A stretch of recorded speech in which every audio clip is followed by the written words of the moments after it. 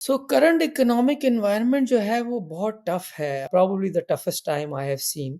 US dollar का interest rate 5 साढ़े 5% है, हमारा 20% है। बहुत सारी बिज़नेसेस तो इरिवर्सिबल डिक्लाइन में। हमारे पास तो आर्मी है, एक फ़ौज है वकीलों की जो स्टे ऑर्डर लेते रहते हैं। क्या medium size businesses double tax देने के लिए राज़ी है और अनफाइलर रहना चाहता है। हमने अब लोगों की होप किल कर दी। असल तो यहाँ एलीट कैप्चर अंग्रेज़ी ज़बान है। Maybe they don't want to deal with FBR. आप और मैं ये पॉडकास्ट पे बात कर रहे हैं, 50,000 लोग देख लेंगे, उसमें से 49,000 कहेंगे ये झूठ बोल रहा है। देखिए मुज़म्मिल, हम कुकू लैंड्स में रहेंगे तो ऐसे ही होगा।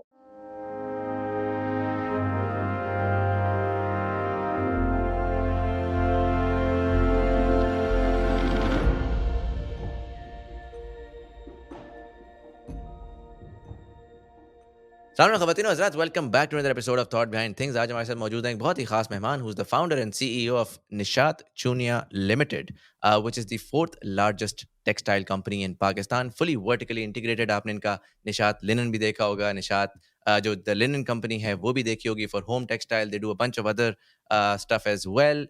एक्सपोर्ट पे भी इनकी बहुत ज़्यादा प्रेजेंस है।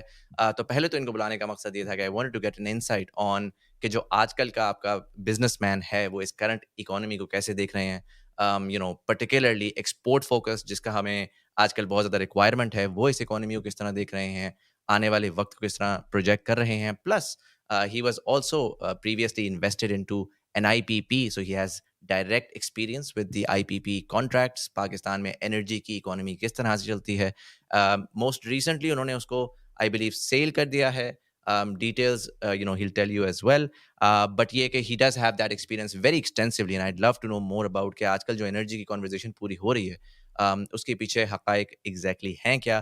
Plus he also runs, he's the founder and chairman of Salim Memorial Hospital, which is the largest not-for-profit general hospital in Lahore. Shahzad Saab, thank you so much for being part of the show. Thank you Muzammil, glad you have invited me. मैं थोड़ा सा conversation को start करूंगा, just a very basic understanding of कि इस वक्त आप कैसा देख रहे हैं इकोनॉमी को, पाकिस्तान की।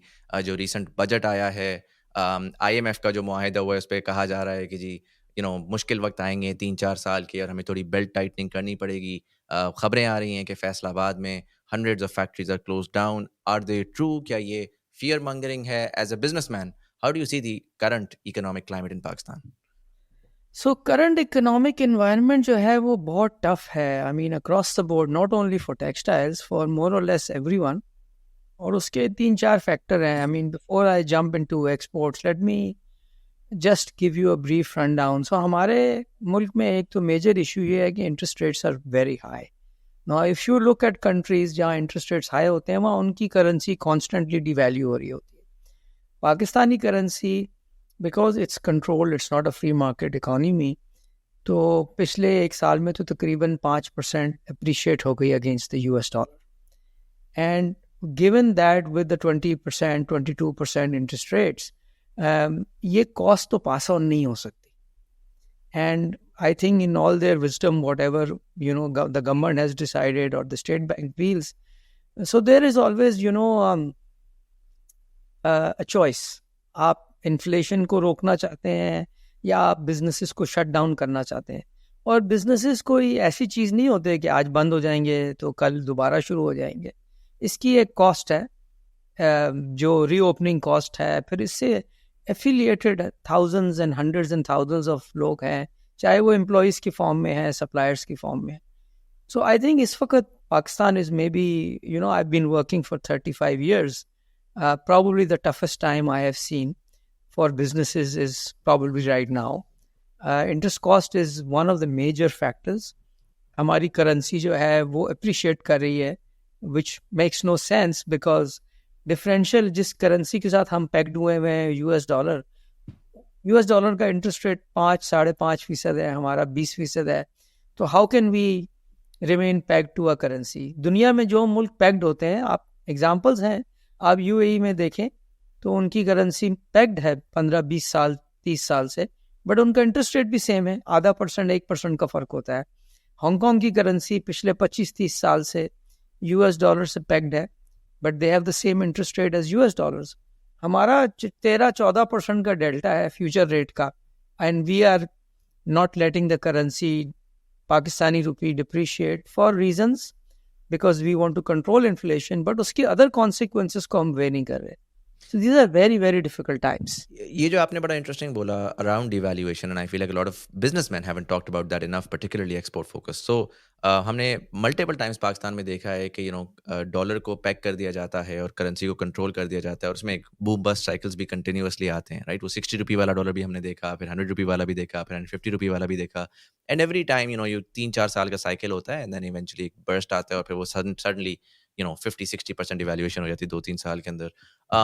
आप लोग जब ज़ाहिर है एक्सपोर्ट में काम कर रहे थे, जब last time every time that it has been controlled, does that seriously impact you irrespective of the interest rates? Do you think जिस तरह हम कहते हैं, हम सुनते हैं कि चाइना जो है वो खुद से अपने आप को डिवैल्यूएट करता है just to make it more export friendly, but Pakistan में people don't really understand currency devaluation, appreciation. वो बस ये होता है कि यार इकोनॉमी उसकी हेल्थ का अंदाजा जो है वो डॉलर की प्राइस से लगाया जाता है. So as an exporter, how much does devaluation impact your industry?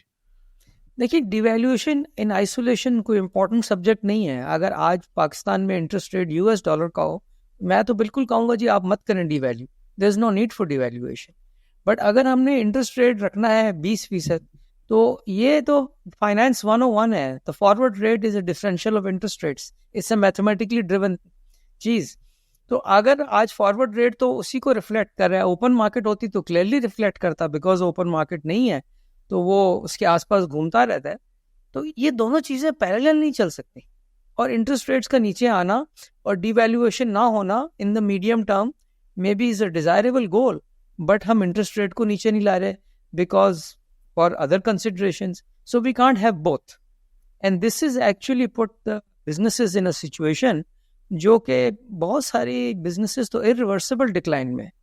ये बात दुरुस्त है कि क्या जो स्ट्रेस की बात हो रही है कि वाकई फैसलाबाद में और बाकी शहरों में बिजनेसेस वाकई अंडर बहुत ज़्यादा स्ट्रेस हैं? Is that true?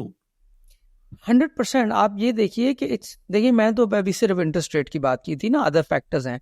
पाकिस्तान में आप इलेक्ट्रिसिटी की प्राइस देखें तो वो इलेक्ट्रिसिटी की प्राइस में हम सारा दिन ये जो भी झगड़ा लेके बैठे रहते हैं, ये कोई नहीं देख रहा कि उसमें तो गवर्नमेंट के टैक्सेस का एलिमेंट कितना ज़्यादा है. तो गवर्नमेंट हर स्टेज पर टैक्स कलेक्ट कर रही है ना. आप किसी से कोई चीज़ खरीद रहे हैं, आप कॉर्पोरेट सेक्टर में हैं तो आप उसका विदहोल्डिंग टैक्स काट रहे हैं. आप बिजली का बिल पे कर रहे हैं तो आप टैक्स पे कर रहे हैं. उसके बाद मिनिमम वेजेस अगर आप डॉलर टर्म्स में देखें, आज पाकिस्तान में बांग्लादेश से ज़्यादा होगी. सो हम मिनिमम वेज तो एक अलग साइड पे सब्जेक्ट रख दें, उसके ऊपर जो गवर्नमेंट ने टैक्सेस लगाए हुए हैं, तो हमारी पूरी इकोनॉमी जो है ना वो एडवांस टैक्स कलेक्शन पे चल रही है. कमाने से पहले हम टैक्स दे रहे हैं, और वो in good times may be is great, in bad times is a disaster. So I mean we don't need these extremities. Right. इसके ऊपर जब टैक्सेस की बात होती है और गवर्नमेंट से पूछा जाए, और ये अक्रॉस ऑल गवर्नमेंट्स, राइट, जब भी उनसे पूछते हैं तो वो ये कहते हैं कि यार हमारा टैक्स टू जीडीपी रेशो बड़ा कम है, हमारे यहाँ हम टैक्स कलेक्शन इतनी ज़्यादा नहीं करते, it's one of the lowest in the region, और हमारा जो बड़ा बिजनेसमैन है वो टैक्सेस नहीं देता. इज़ दैट ट्रू कि बिजनेसमैन टैक्स नहीं दे रहा तो उसकी वजह से वो बिजली की बिल की मदों में टैक्स दे रहा है और वो और तरीकों से टैक्स दे रहा है? बिकॉज अगर एटलीस्ट एक चीज़ फैक्चुअली मैं ये तो कह सकता हूँ कि ओवरऑल अगर मैं देखूँ टैक्स कलेक्शन, तो yes we don't have enough tax to GDP ratio compared to other countries. But is that because the businesses aren't paying taxes, or is that because there are inefficiencies in tax collection? देखिए, इसको पहले ना आप सवाल को दो हिस्सों में डिवाइड करें. विलिंगली कौन टैक्स नहीं दे रहा और अनविलिंगली कौन टैक्स नहीं दे रहा. सो सबसे पहला इशू ये है कि अगर आपका एग्रीकल्चर इनकम टैक्स फ्री है तो फिर आप कैसे लोगों को कह सकते हैं टैक्स दें? आपने तो खुद फैसला किया. अगर आपकी रियल स्टेट पे इनकम पे 14% टैक्स है कैपिटल गेन, तो आप किसी को टैक्स चोर तो नहीं कह सकते. स्टॉक एक्सचेंज की इनकम पे 15% टैक्स है, तो फिर आप कैसे कह सकते हैं कि लोगों को टैक्स नहीं दे रहे? काफ़ी सारी चीज़ें टैक्स एग्जम्प्ट है. ऑन दी अदर हैंड, अब जैसे टेक्सटाइल इंडस्ट्री है, वो सारा टैक्स मोर और लेस रेवेन्यू से कनेक्टेड है. और मैंने आपसे कुछ कैलकुलेशन शेयर की थी कि टेक्सटाइल इंडस्ट्री तो मिनिमम टैक्स रेट आज 75% से 200% हो गया, बिकॉज टैक्स तो सारा हमने रेवेन्यू पे लगा दिया, उसका प्रॉफिट से कोई खास ताल्लुक ही नहीं किया. सो ये टैक्स ना देने वाली एक ग्रुप है. वो कौन ग्रुप है? जो विलिंगली टैक्स नहीं दे रहा. मतलब शायद उनकी इनकम है लेकिन वो टैक्स ब्रैकेट में आना नहीं चाहते. तो ये तो एग्जांपल ऐसे ही है ना कि मोहल्ले में किसी ने चोरी की तो आप पूरे मोहल्ले को थाने में बंद कर देंगे. तो हम तो यही कर रहे हैं, हम तो पूरे मुल्क को सजा दे रहे हैं for people who are unwilling to pay taxes. उनकी एक अलग स्टोरी है, वो क्यों नहीं टैक्स देना चाहते, may be they don't want to deal with FBR. इस सब्जेक्ट पे तो हम बात ही नहीं कर रहे। क्या कोई इंसाफ है? किसी को लीगल एफबीआर का नोटिस आता है, जो स्मॉल बिजनेस है वो हैंडल कर सकता है? एक प्लेथोरा ऑफ लॉयर्स चाहिए आपको हैंडल करने के लिए। सो हम इस पे बात ही नहीं कर रहे, we are not even touching that subject कि टैक्स रेट क्या है पाकिस्तान में, क्या medium size businesses double tax देने के लिए राजी है और अनफाइलर रहना चाहता है, या कोई इंसाफ हो सकता है? क्या आप मुझे बताइए, आपके पास अगर आपको इनकम टैक्स का नोटिस आ जाए और आपके बैंक अकाउंट फ्रीज हो जाए as an individual, as a professional, आप क्या करेंगे? हमारे पास तो आर्मी है, फौज है वकीलों की जो स्टे ऑर्डर लेते रहते हैं। आम आदमी, छोटा बिजनेसमैन क्या करेगा? हम इस इशू को एड्रेस ही नहीं कर रहे। पाकिस्तान में मेरी ओपिनियन में कोई टैक्स चोरी नहीं करना चाहता। हमारा निज़ाम जो है वो इनकरेज कर रहा है टैक्स चोरी। हम प्रॉफिट पर टैक्स लगाना ही नहीं चाहते। हम कहते हैं भाई ये तो भत्ता है, ये टैक्स नहीं है, ये भत्ता है, ये भत्ता दे दो, फिर कमा लोगे तो ठीक है, नहीं कमाओगे तुम्हारी किस्मत।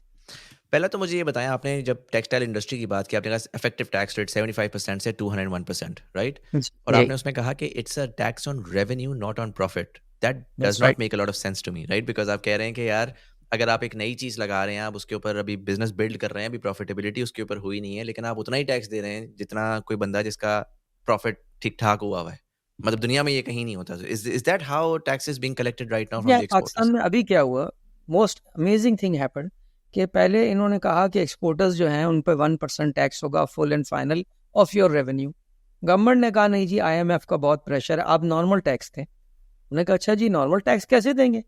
तो जी अब आप नॉर्मल टैक्स देंगे जो 29% कॉर्पोरेट टैक्स है, 10% सुपर टैक्स है ऑन योर प्रॉफिट। लेकिन साथ लेकिन ये है कि वो 1% जो पहले आप देते थे फुल एंड फाइनल, वो तो बरकरार रहेगा। हम उसके ऊपर 1% एडवांस भी लेंगे अब आपसे। यानी कि गवर्नमेंट ने टैक्स रेट को डबल कर दिया और साथ कॉर्पोरेट भी लगा दिए। अच्छा, बाद में प्राइवेटली अगर आप लोगों से बात करें, वो कहते हैं ये गलती हो गई। तो ये कैसी गलती हो गई? मतलब आपने 100% टैक्स रेट बढ़ा दिया। जो worker welfare funds, worker profit participation funds हैं, वो सारे प्री टैक्स प्रॉफिट पे हैं, उनका कोई ताल्लुक ही नहीं है कि आपका टैक्स कितना है। तो आप ये कैलकुलेशन मैंने आपको भेजी भी थी। तो जब आप प्री टैक्स प्रॉफिट पे वर्कर वेलफेयर फंड दे रहे हैं, वर्कर प्रॉफिट पार्टिसिपेशन फंड दे रहे हैं, एक्सपोर्ट के ऊपर 0.25% रेवेन्यू पर टैक्स है कि हम आपकी मदद करेंगे। मैंने उस दिन गवर्नमेंट को कहा प्लीज हमारी मदद मत करें, ये टैक्स खत्म कर दें, हमें आपकी मदद नहीं चाहिए। मुझे एक बात बताएं, जो आपका ये टेक्सटाइल का बिजनेस है, एक्सपोर्ट वाला बिजनेस है, राइट? क्योंकि export is not a very premium business in the sense के जो ब्रांड है वो तो चलो एक प्रीमियम फिर भी निकाल लेता है, बट एक्सपोर्ट में तो it's a highly competitive market. Cents के ऊपर आप compete कर रहे होते हैं with other nations as well. So what's the margin call on you know doing this business in terms of revenue? देखिए, एक्सपोर्ट के ना, ये textile industry primarily exporter direct है या इनडायरेक्ट एक्सपोर्टर है। जो स्पिनर या वीवर है वो अब फाइनल प्रोडक्ट वाले को बेच रहा है, वो भी आगे एक्सपोर्ट ही कर रहा है। बट हमारी कॉस्ट की कंपोनेंट क्या है? कॉस्ट की कंपोनेंट रॉ मटेरियल है जो इंटरनेशनल प्राइस पे है, प्राइमरीली कॉटन है। पाकिस्तान की और अमेरिका की कॉटन की प्राइस फ़र्क नहीं होती, फ्रेट का फ़र्क होता है। उसके बाद आपकी इलेक्ट्रिसिटी है जो आपकी इस वक्त रीजनली दुनिया में सबसे महंगी हो गई, for reasons we can talk later. उसके बाद आपकी लेबर कॉस्ट महंगी हो गई। तो हम क्या करेंगे? What is the magic an exporter will bring and you know export. अच्छा, इस एक्सपोर्ट की आपको ज़रूरत है। आप ये एक्सपोर्टर को इंटरनेशनल कंपेटिटिवली प्राइस रहने नहीं दे रहे, लेकिन आप दुनिया से जाके आज पाकिस्तानी जाके अगर बैंक बोरो करना चाहे तो आप 6% ओवर लाइबोर दे देंगे। लेकिन अपने एक्सपोर्टर जो डॉलर लेके आ सकता है, जो साथ एम्प्लॉयमेंट भी क्रिएट करेगा, उसके लिए हमने ऐसी सिचुएशन क्रिएट कर दी है कि वो अपनी दुकान जो है वो चला नहीं सकता। I think there is a serious disconnect. Nobody is sitting on a table and looking at policies, they are not talking to each other. There is not a centralized way of looking at the whole situation. Her department, her ministry अपने मसाइल के साथ, अपनी परेशानी के साथ चल रही है और आइसोलेशन में चल रहे हैं। तो ये काफ़ी सिचुएशन जो है ना ख़राब हो गई है, और ये ग्रेजुअली ख़राब हो रही है कि ये आहिस्ता आहिस्ता रेवेन्यू पर टैक्स इसलिए लगाते हैं कि लोग नॉर्मल टैक्स देंगे नहीं। लोग नॉर्मल टैक्स इसलिए नहीं देंगे कि एफबीआर के नेट में नहीं आना चाहते, हैरासमेंट बहुत ज़्यादा है। आप एफबीआर का रेवेन्यू रिकग्निशन मैकेनिज्म देखिए ना, उसका कोई ताल्लुक नहीं है आपकी टैक्स लायबिलिटी से। जितना वो आपसे खींच लेते हैं उसको वो टैक्स कलेक्शन में डाल देते हैं। ये कैसे हो सकता है? उसमें तो मेरा रिफंड है, लेकिन उसका तो जिक्र ही कोई नहीं है। हम्म मुझे ये बताएं, अगर आपको ओवरऑल पाकिस्तान का, बिकॉज फॉर द एवरेज, जो आपने स्मॉल एंड मीडियम एंटरप्राइज वाले की बात की, और वो जब पाकिस्तान के टैक्स के निज़ाम को देखता है तो वो, टू बी वेरी ऑनेस्ट, उसका सर घूम जाता है. It's so complicated. There is hundreds of types of taxes. वो again, like you said, के you need an army of lawyers to come in and start helping you out. Because अगर मैं, जिस तरह फॉर एग्जांपल मैं Dubai में बैठा हुआ हूँ, अगर वो यहाँ पर एक टैक्स है भी तो मैक्सिमम कहते हैं वीएटी. चलें, Dubai is a bad example, right? It's a very liberal sort of market सब दुनिया के बिजनेसेस के लिए.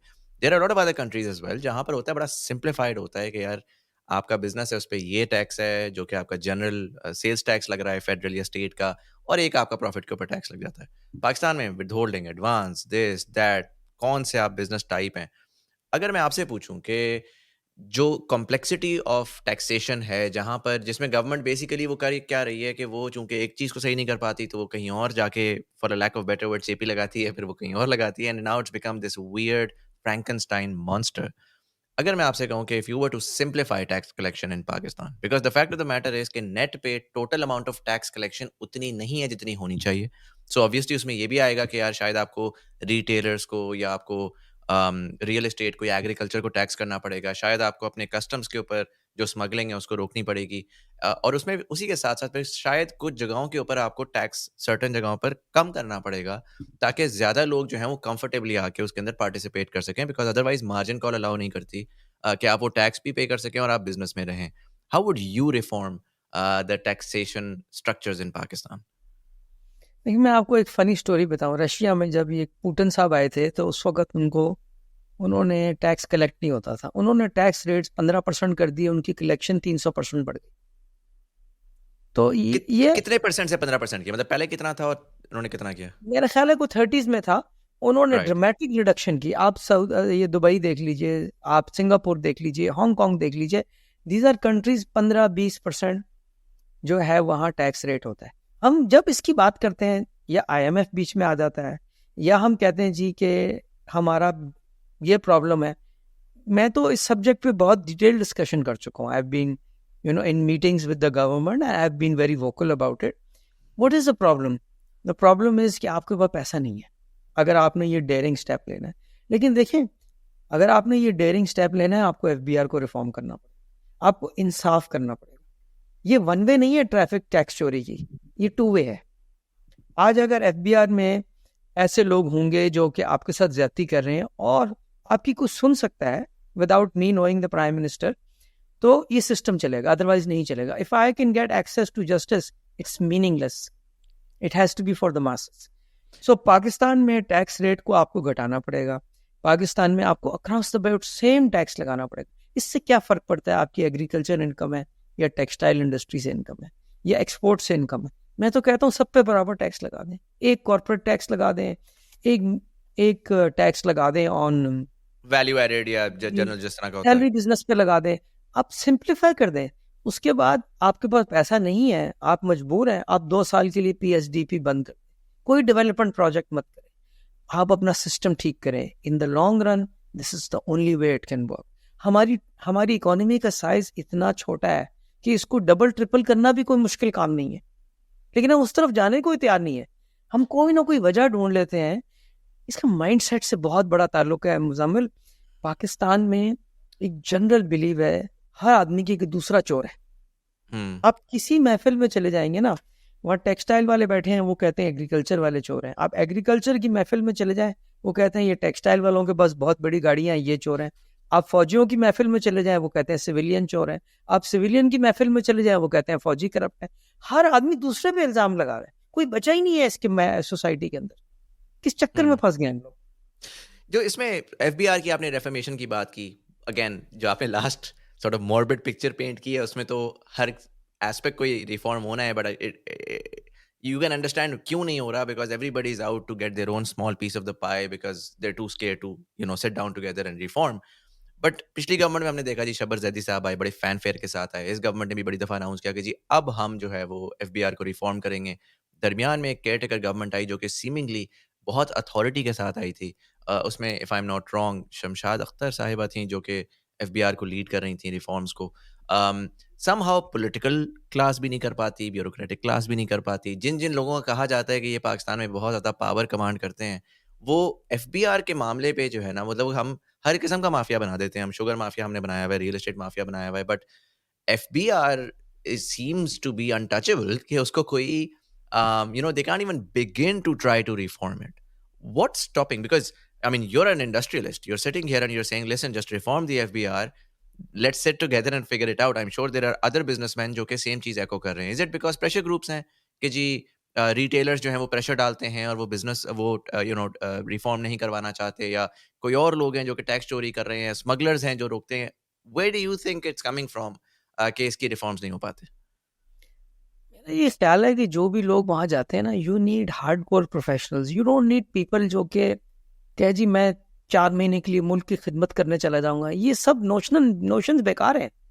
देखिए, आपको काम करना है, सीरियसली करना है। यू डोंट नीड पीपल जो आगे फिर यूट्यूब पे वीडियोस बनाना शुरू कर देते हैं। I am sorry but it's very unprofessional. You talk about your time and FBR and you start narrating the stories. It's a matter of trust.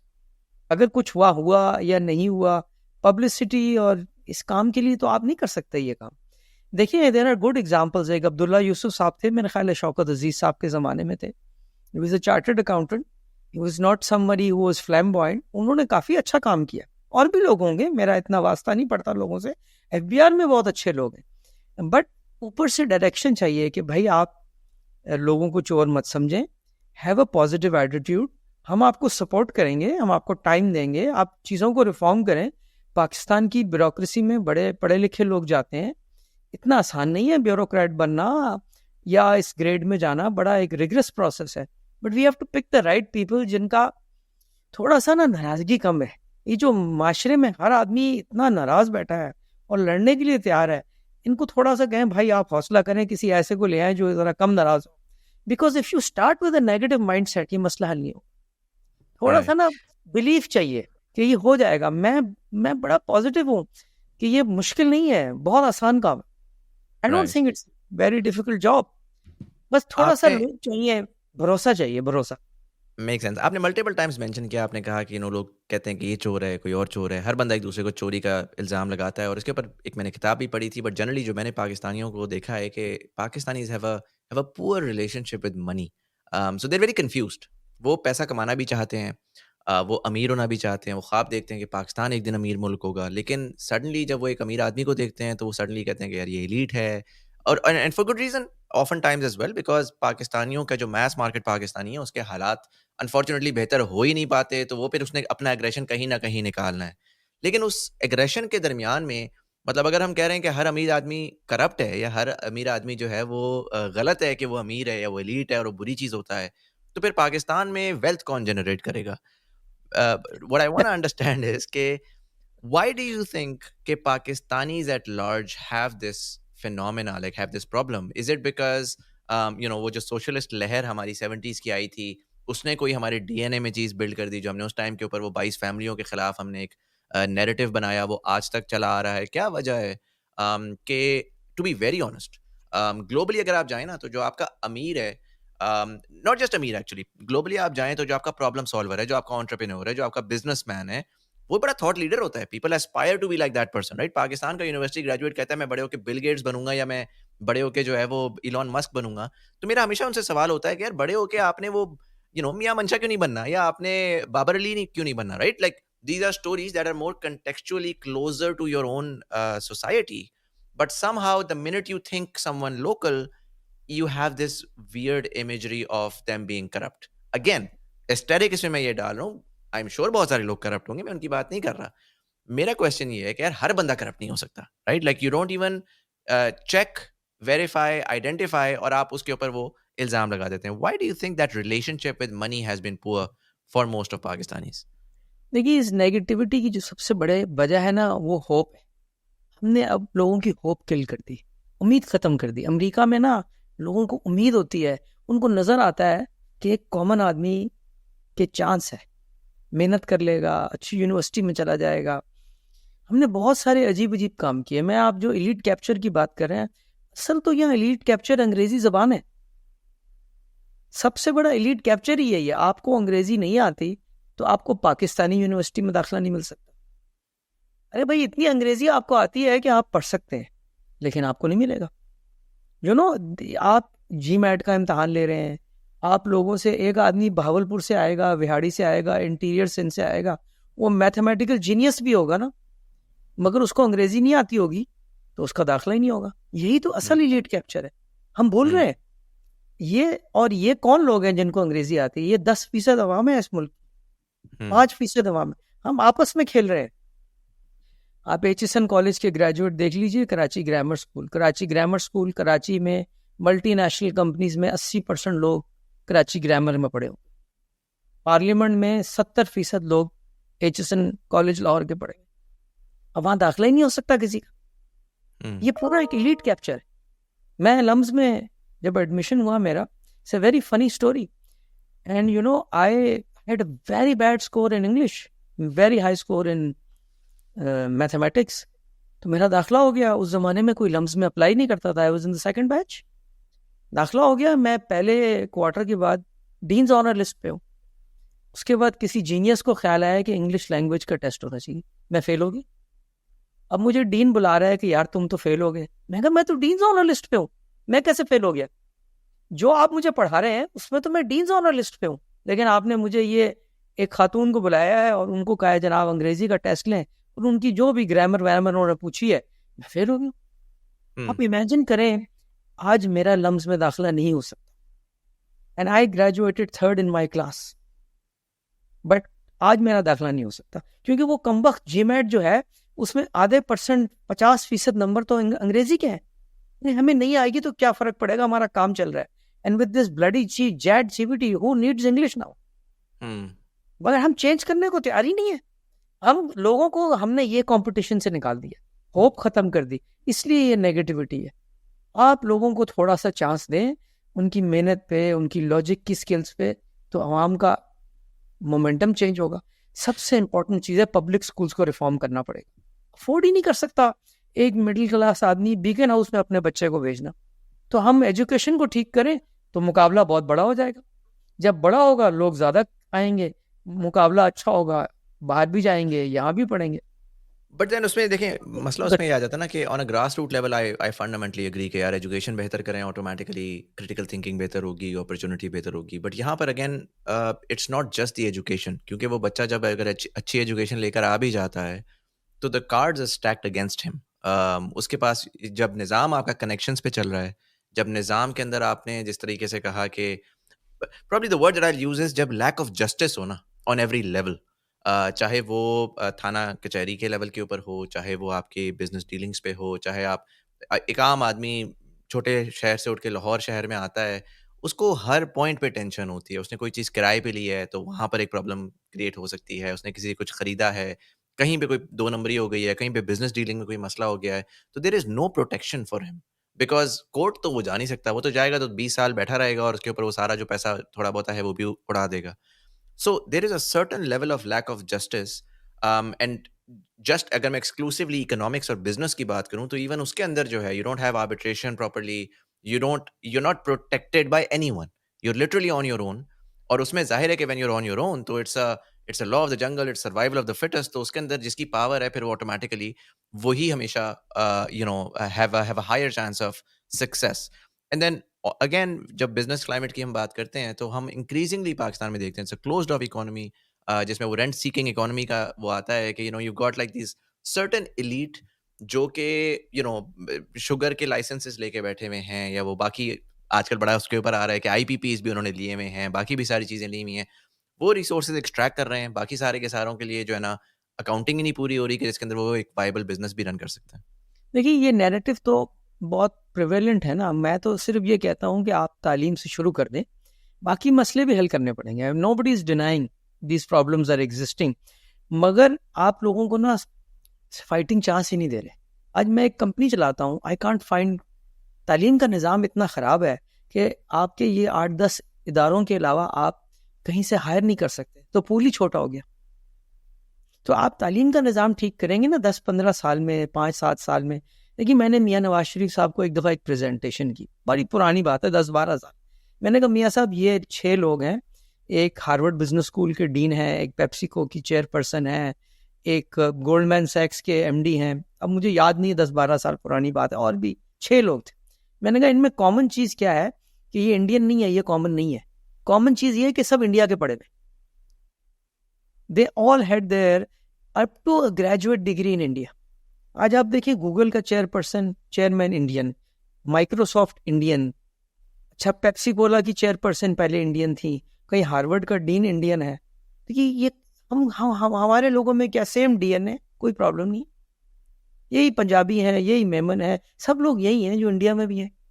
तो हम उनको थोड़ा सा पढ़ा दें, और ये इनको सिस्टम से बाहर मत रखें कि इनकी अंग्रेजी, मैं नहीं कहता कि आप अंग्रेजी को कंप्लीटली इग्नोर कर दें, बट मुझे शेक्सपियरियन अंग्रेजी की जरूरत नहीं है तरक्की करने की। वो जीमेट का इम्तिहान जो है ना, वो कमबख्त आपकी शेक्सपियरियन अंग्रेजी चेक कर रहा है। अगर मेरी अंग्रेजी है ना गुजारे वाली, तो मुझे आप दाखिला दें, let me try. And this is what I से, यूनिवर्सिटी को सस्ता करें आप। देखिए, पढ़ाई इतनी महंगी हो गई है कि लोगों को चांस से खत्म कर दिया हमने। आपने सब्सिडी देनी है, बिजली के बिल में मत दे, तालीम में दे। आप अपने, और जस्टिस सिस्टम को ना ठीक करना, तो obviously there is no debate on it, so we both agree what you are saying. But ये एलीट कैप्चर ये है, हमने उनको अंदर दाखला ही मना कर दिया। हम आपस में खेल रहे हैं 10%, 90% को हमने बोला भाई आपकी यहाँ पर जरूरत नहीं। उनको अंदर तो आने दें, फिर मुकाबला होगा। आने नहीं दे रहे हम। थोड़ा सा अगर मैं बिजनेस और इकोनॉमिक्स पे अगर आऊँ, उसमें मल्टीपल टाइम्स हम 27 दफ़ा या पता नहीं 23 से 27 के दरमियान कोई नंबर है जिसमें हम IMF के पास जा चुके हैं, राइट? हर 2-3 साल बाद एक इनएविटेबिलिटी है, अनफॉर्चुनेटली। बहुत सारी और कंट्रीज भी गई हैं, देयर इज नो डिनाइंग कि पहले लोग IMF के पास नहीं गए। साउथ कोरिया गई, उसके बाद फिर उनकी growth story I. India IMF के पास गया 91 में, उसके बाद वो कभी वापस नहीं गया, उनकी ग्रोथ स्टोरी आई। पाकिस्तान में ज़ाहिर है बड़े सारे नैरेटिव्स होते हैं। कभी लोग कहते हैं कि यार IMF बड़ी बुरी चीज़ है, ये तो वेस्ट का एक एजेंट है और ये जो है ना आपको तबाह करने आया है। कभी कभार लोग कहते हैं कि यार IMF is just a banker, वो जो है वो आपको कह रहा है कि अपने पॉलिसीज़ ठीक करो, अपने आप को फिक्स कर लो। तो हमें उनकी बात माननी चाहिए और हमें अपने आप को फिक्स कर लेना चाहिए। कुछ लोग कहते हैं कि यार IMF is a policy tool of the West, so while it's coming in as a banker, but वो ज़रूरी नहीं है कि they have your best interest at heart. वो आपको पुश ज़रूर कर रहे हैं to fix yourself, but what the fixes might look like, you have to sit down and figure those out. How do you see the IMF, and is it necessary? Like, क्या countries क्या IMF के बगैर नहीं grow कर सकती? क्या हमें continuously IMF के पास ही जाना पड़ेगा, एज द लास्ट रिजॉर्ट? उसके बगैर हमारे पास कोई अपॉर्चुनिटी ऑप्शन नहीं है। देखिए, बहुत सिंपल सी बात है, हम IMF के पास जा क्यों रहे हैं? इसलिए जा रहे हैं कि जो हमारी डेट रीपेमेंट है, उसके लिए हमें पता है कि हमारे पास 2 सोर्सेज हैं डॉलर्स के, एक्सपोर्ट और रेमिटेंसेस, वो पूरे नहीं हो, तो हम IMF के पास जा रहे हैं। जब हम IMF के पास जाते हैं तो बाकी लेंडर भी आ जाते हैं, they assume that we have a certain level of discipline. So IMF के पास जाना तो कोई ज़रूरी नहीं है। बात यह है कि आप दुनिया में आज से 6-7-8 साल पहले आपकी बॉन्ड यील्ड 5% पे थी। मुझे याद है रजा बाकर के साथ हम कहीं बैठे थे, मैंने कहा जी पाकिस्तान का बॉन्ड 5% पर ट्रेड कर रहा है, दिस इज द टाइम कि आप 20 साल के बॉन्ड 10 साल के बॉन्ड इशू कर दें, आपका ये गैप पूरा हो जाएगा। हमारा डेट ज़्यादा नहीं है, टेनर का प्रॉब्लम है। अब वो टेनर का, हमारी फाइनेंस की अंडरस्टैंडिंग ही इतनी पोर हो गई है सिस्टम के अंदर कि लोग समझ नहीं पा रहे। अब IMF वाले जो है वो ये नहीं कह रहे आपको, वो आपकी बात पे इसलिए यकीन नहीं करते कि हम उनसे गलत बयानी करते हैं, और एक दफ़ा नहीं 100 दफ़ा कर चुके। तो आप शायद लॉजिकल बात भी हम करें तो वो मानते नहीं। मुझे पता नहीं है, मेरे इंटरेक्शन नहीं हुई IMF, some of the things seem extremely illogical, that we have made mistakes in commitments to them, which is taxation की ऊपर मिस्टेक्स हैं। गैस में उन्होंने कह दिया जी कि हम ये कनेक्शंस काट देंगे।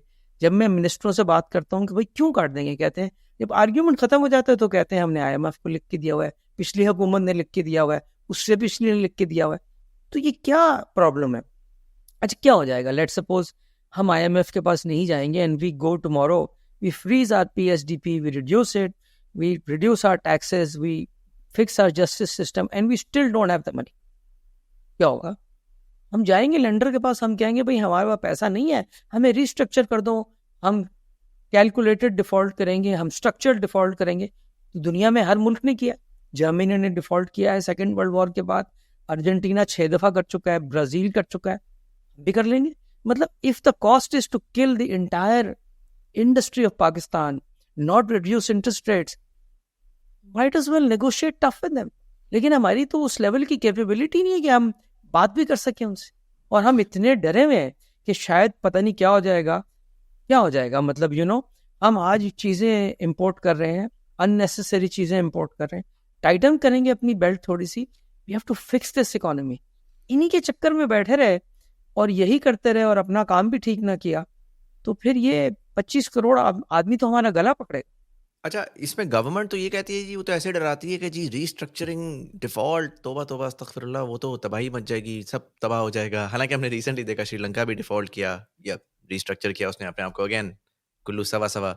Eventually they came back and now they stabilized. Ghana की रिसेंट एग्जांपल एग्जिस्ट करती है, ग्रीस ने अपने आप को रीस्ट्रक्चर किया. कंट्रीज हैव क्या? कंटिन्यू टू रीस्ट्रक्चर, बट बिल्कुल. There is a certain fear mongering जो कि की जाती है कि जी अगर रीस्ट्रक्चरिंग पे हम चले गए ना, तो हमारे तो जो है जी क्रेडिट रेटिंग बिल्कुल ट्रैश हो जाएगी, हम तो तबाह हो जाएंगे और फिर हालात बहुत ख़राब हो जाएंगे. आप ज़ाहिर है बिजनेस में बैठे हुए हैं, रीस्ट्रक्चरिंग आपको भी डायरेक्टली इम्पैक्ट करेगी. और आप ना सिर्फ पाकिस्तानी बिजनेस में बैठे हुए हैं, बल्कि आप एक ग्लोबलाइज्ड बिजनेस में हैं, जिसमें आपके पास जो है वो इम्पोर्टेड रॉ मटेरियल भी आपको चाहिए है. सो इम्पोर्ट्स कर्टेल नहीं हो सकती हैं, आपने बाहर ज़ाहिर है बेचना भी है, आपने ग्लोबल मार्केट से कनेक्ट भी होना है. How do you see, are you scared of potential restructuring के, यार पता नहीं अगर रीस्ट्रक्चरिंग हो गई तो हम तो तबाह हो जाएंगे, कभी भी कुछ भी हो जाए रीस्ट्रक्चरिंग को अवॉइड करो? या डू यू थिंक कि यार नहीं, रीस्ट्रक्चरिंग करके अगर आप तमीज से जाएं, ये नहीं कि आंखें बंद करके रीस्ट्रक्चर कर दें, एक्चुअली प्लानिंग के साथ जाएं कि यार रीस्ट्रक्चरिंग क्यों कर रहे हैं, कैसे कर रहे हैं, और स्टेप बाय स्टेप हमारी 5 ईयर की पॉलिसी क्या होगी उसके बाद, तो it's not going to be as bad as we might imagine. Absolutely. I mean कल अगर गवर्नमेंट ऑफ पाकिस्तान कहे कि मैंने पीएसडीपी का साइज आधा कर दिया, और मैंने प्राइम मिनिस्टर साहब कहेंगे जी मैंने कल 50% अपना एक्सपेंस घटा दिया है, और सबको टारगेट दे दें, और आपने पेंशन रिफॉर्म आपने करनी है, आईएमएफ ने थोड़ी करनी. आप कहें जी हम 5% इंटरेस्ट रेट घटाएंगे, आपका 9 ट्रिलियन तो इंटरेस्ट कॉस्ट है. अगर आप इसी को 5% एक झटके में घटा दें, क्योंकि आईएमएफ का खौफ नहीं है आपको, उनकी जो भी थ्योरी है मुझे तो बहुत सारी समझ नहीं आती, तो आपकी 3 ट्रिलियन तो यहां से निकल आएगा. आप अपना रुपये में फिस्कल डेफिसिट कंट्रोल कर लें, अपनी पॉलिसीज को ठीक करें, और उनको बोले सऊदी अरब और चाइना तो आपके 2 तो मेन लेंडर हैं, और लेंडर कौन है आपका?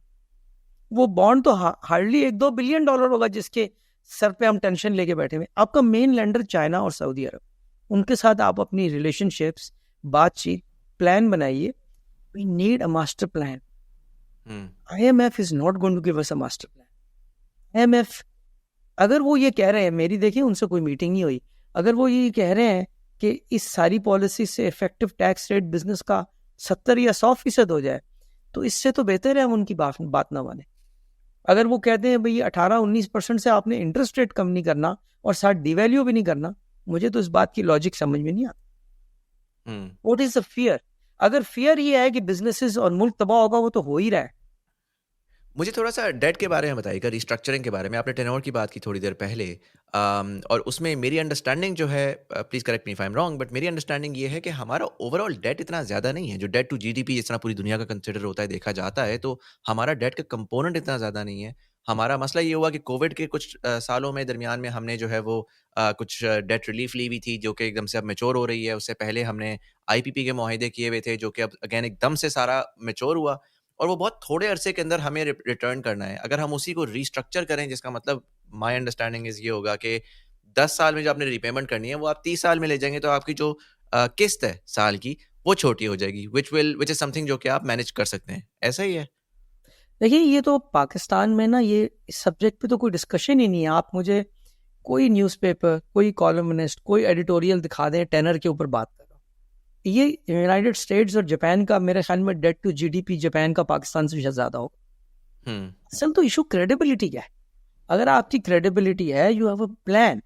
और देखिए हम कहते हैं हमारे पास इतनी चीजें हैं प्राइवेटाइज होने वाली, उससे वैल्यू जो क्रिएट होगी, होप जो मैंने शुरू में बात की थी ना, 1992 में क्या हुआ? 1992 में हमने दुनिया को बताया कि जनाब हम प्राइवेटाइज कर रहे हैं. हमने एक दिन में 30 इंडस्ट्रीज को प्राइवेटाइज कर दिया. उससे इंडिया ने हमसे सीखा, और 30 इंडस्ट्रीज को मुझे याद है मैं बिडिंग करने गया था. वहां पर प्राइवेटाइजेशन कमीशन के अहाते में टेंट लगे हुए और एक दिन में 30 कंपनियों की बिडिंग हो गई। It was a landmark time, 92 या 91 की बात है। तो उससे क्या Why हुआ, weren't आपकी why weren't P we able to ratio. continue that sentiment? Why do you think कि हमारा we went off track? Like अगर आप कह रहे हैं कि 90s में clearly the sentiment was कि finally we're going to open up, finally we're going to focus ourselves कि हमारी जो इकोनॉमी है वो वैल्यू को ढूंढे, एफिशिएंसी को ढूंढे. What went wrong in the middle then? असल में इसका जवाब है ना, वो वन लाइनर है, वो है आम आदमी की भलाई। ये आम आदमी की भलाई करते करते हमने उसका बेड़ा गर्क कर दिया इस मुल्क के। हर गलत काम इस मुल्क में होता है आम आदमी की भलाई के लिए। आम आदमी की भलाई है, उसको बिजली सस्ती देनी है तो उसको बिजली का आप रेट कम कर दें। अरे भाई, उसको एनर्जी सेवर खरीद दो, उसको सस्ती को मोटर अच्छी ले दो ताकि वो बिजली कंज्यूम ही कम करे। नहीं, हम उसको पैसे दें। ये आम आदमी की भलाई करते करते हमने आम आदमी का ही सबसे पहले बेड़ा गर्क कर दिया। और यही प्रॉब्लम है कि जब ये प्राइवेटाइज हुई तो किसी ने कहना शुरू कर दिया कि जनाब ये तो बड़ा जुल्म हो गया, ये तो सस्ता बेच दिया। जिसको नहीं बेचा उसका हशर देख लीजिए आप, पीआईए का, आप स्टील मिल का हशर बेच देंगे। हम आज आईपीपीस को रो रहे हैं। मैं आपको गारंटी करता हूं कि पीआईए ने आईपीपीस का प्रिसीव्ड नुकसान से 10 गुना ज्यादा किया हो। और स्टील मिल की तो बात ही छोड़ दें आप। आज खबर आई है कि पीआईए पे वो कह रहे हैं प्राइवेटाइज करने पे कि जो खरीदेगा वो सारे एम्प्लॉइज को रिटेन करेगा 5 साल. सो दैट जी डजंट जी, मेक एनी सेंस. मैं तो कहता हूं उनकी सैलरियां डबल कर दें। द बिगेस्ट कॉस्ट नंबर जिससे सारी इनएफिशिएंसी ड्राइव हो रही है, आप कह रहे हैं कि यार खरीदो भी और इंश्योर करो कि 5 साल तक इनएफिशिएंट भी रहो. How does that make any sense? देखिए मुजामिल, हम कुकू लैंड से में रहेंगे तो ऐसे ही होगा। We are living in a cuckoo land. और क्या है, देखिए ये बेकार बातें हैं। मैं आपको बताऊं, वहां बहस हो रही थी, मुझे याद है 2013 में कोई मुझे मियाँ साहब ने बुलाया, मीटिंग में बैठे हैं, हम ये कंपनियां ठीक करके बेचेंगे। किसने ठीक कर लिया? आप देखिए पब्लिक सेक्टर को ना, कोई इनकॉम्पिटेंस का प्रॉब्लम नहीं है। The structure is very simple. मैं सुबह उठता हूं और जाके अपनी टेक्सटाइल कंपनी में 1 अरब रुपए की कॉटन खरीद लेता हूं। अगर मैं पब्लिक सेक्टर में होऊंगा, मुझे 6 फॉर्म भरने पड़ेंगे। कमोडिटी बिजनेस में रह सकते हैं आप एयरलाइन के, हर 30 सेकंड्स के बाद फिर चेंज हो रहा है। There's nothing wrong with the staff of PIA. It cannot run in public sector. अब देखिए ये बैंक्स प्राइवेटाइज हुए तो बहुत लोगों को अपॉर्चुनिटी मिली तरक्की करने की, किसी को लोन ही नहीं मिलता था पहले। आप बैंकिंग सेक्टर में रहे हैं, मेरा ख्याल है कोई तकरीबन 20 साल. You been on the board of MCB, right? मैं थोड़ा सा बैंकिंग रिलेटेड आपसे कुछ पूछना चाहूँगा. पहला तो पाकिस्तान में एक्सटर्नल डेट की बहुत ज़्यादा बात होती है, डॉलराइज्ड जो आपका डेट है. बट मैं पर्सनली रिसेंटली बहुत ज़्यादा देख रहा हूँ कि जो गवर्नमेंट का अपना डेट है वो बड़ा अनसस्टेनेबल लेवल्स के ऊपर जाना शुरू हो गया है. बैंकिंग इंडस्ट्री जो है, इट सीम्स लाइक कि वो, अगर मैं अल्टीमेट रेंट सीकर कहूँ जिसका बस आंखें बंद करके आप पैसा पब्लिक का उठाएं और जाके आप बैंक्स को, गवर्नमेंट को दे दें और उसके ऊपर आपको 20% मिल जाए, और गवर्नमेंट बीइंग एक्सट्रीमली इनएफिशिएंट, तो वो basically your entire capital is being wasted. In my opinion that capital going to private sector would have created a lot more productivity and wealth, but unfortunately आपका सारा capital, एक तो already आपकी investments और savings बहुत लो हैं reason में, और जो थोड़ी बहुत ही आपकी हो भी रही है वो आप उठा के गवर्नमेंट को दे जा रहे हैं. जिसमें इस वक्त जो गवर्नमेंट का, मैं एक नंबर देख रहा था, एक ग्राफ एक्सट्रापोलेट किया हुआ था किसी ने, कि अगर आप करंटली रिफॉर्म्स नहीं लेकर आएंगे तो by 2032 97% of government revenue will basically be going into debt reservicing, या 3% आपके पास होगा जिससे आप जो भी अपना कर रहे हैं. ऑलरेडी इस वक्त हम देख रहे हैं कि 60% के ऊपर आपका जो है ना सारा रेवेन्यू वो डेट रिसर्विसिंग में जा रहा है. डू यू थिंक जो लोकल डेट की सिचुएशन है, is that sustainable? And potential outcome आपको उसमें क्या नज़र आता है कि उसमें क्या उसको भी रिस्ट्रक्चर करने की ज़रूरत है? क्या उसमें पोटेंशियल हेयर कट्स लेने की ज़रूरत है? क्योंकि a lot of people talk about external debt, but local debt जो है वो गवर्नमेंट का, वो it's in my opinion it's on unsustainable level. और जब इस बार मैंने बजट देखा और उसमें मैंने देखा कि बड़े बड़े ख्वाब आ रहे थे कि हम IT सिटी बनाएंगे और हम पता नहीं 4 नई ट्रेन्स बना देंगे, तो it doesn't make any sense. I am not saying कि इल विल है या whatever, but the numbers don't make sense. You don't have the money to do these lavish development programs. How do you see the local domestic debt? सो देखिए, असल में domestic जो date होता है ना, वो सर्विसिंग कॉस्ट का मल्टीपल है। आज अगर आप 19% रेट रखेंगे तो उसकी सस्टेनेबिलिटी x है। यही रेट अगर 12% हो जाए तो वो x टाइम्स 2 हो जाएगी। और देखेंगे जो पूरी दुनिया में डेवलप्ड इकोनॉमीज हैं, ये बेवकूफ़ नहीं है जो इंटरेस्ट रेट को नीचे रखते हैं। उन्होंने उससे अपना फाइनेंस करनी है। हम IMF का मसला है, गॉड नोज क्या मसला है जो मेरी शायद कमज़ोर अकल से नहीं समझ में आ रहा, लेकिन इंटरेस्ट रेट इतना बढ़ा दिया हमने. देखिए टर्की ने भी बढ़ाया, 500% डिवैल्यू हो गया उनकी currency in that time period. So ये डेट का मसला इतना सीरियस नहीं है, मसला हमारी साइज ऑफ द इकोनॉमी का है. हमने साइज ऑफ द इकोनॉमी बनाना है जहां पर पी रेशो की गेम है. देखिए कैपिटल जो होता है ना, 1992 में अगर मार्केट 15 के पीई पर ट्रेड करी थी, मैं ये नंबर वैसे एग्जांपल के तौर पे दे रहा हूं, तो आज 5 के पीई पर ट्रेड करी. जब पाकिस्तानी कंपनी 10 या 15 के पीई पर ट्रेड करेगी तो आपको कैपिटल सस्ता मिलेगा, और कैपिटल सस्ता मिलेगा तो आप ग्रोथ करेंगे. 19% के कैपिटल पे आप ग्रोथ नहीं कर सकते. क्या और वजह ये है कि आपको चीज लगता है कि पूरा ट्रिगर पाकिस्तान में, करेगा.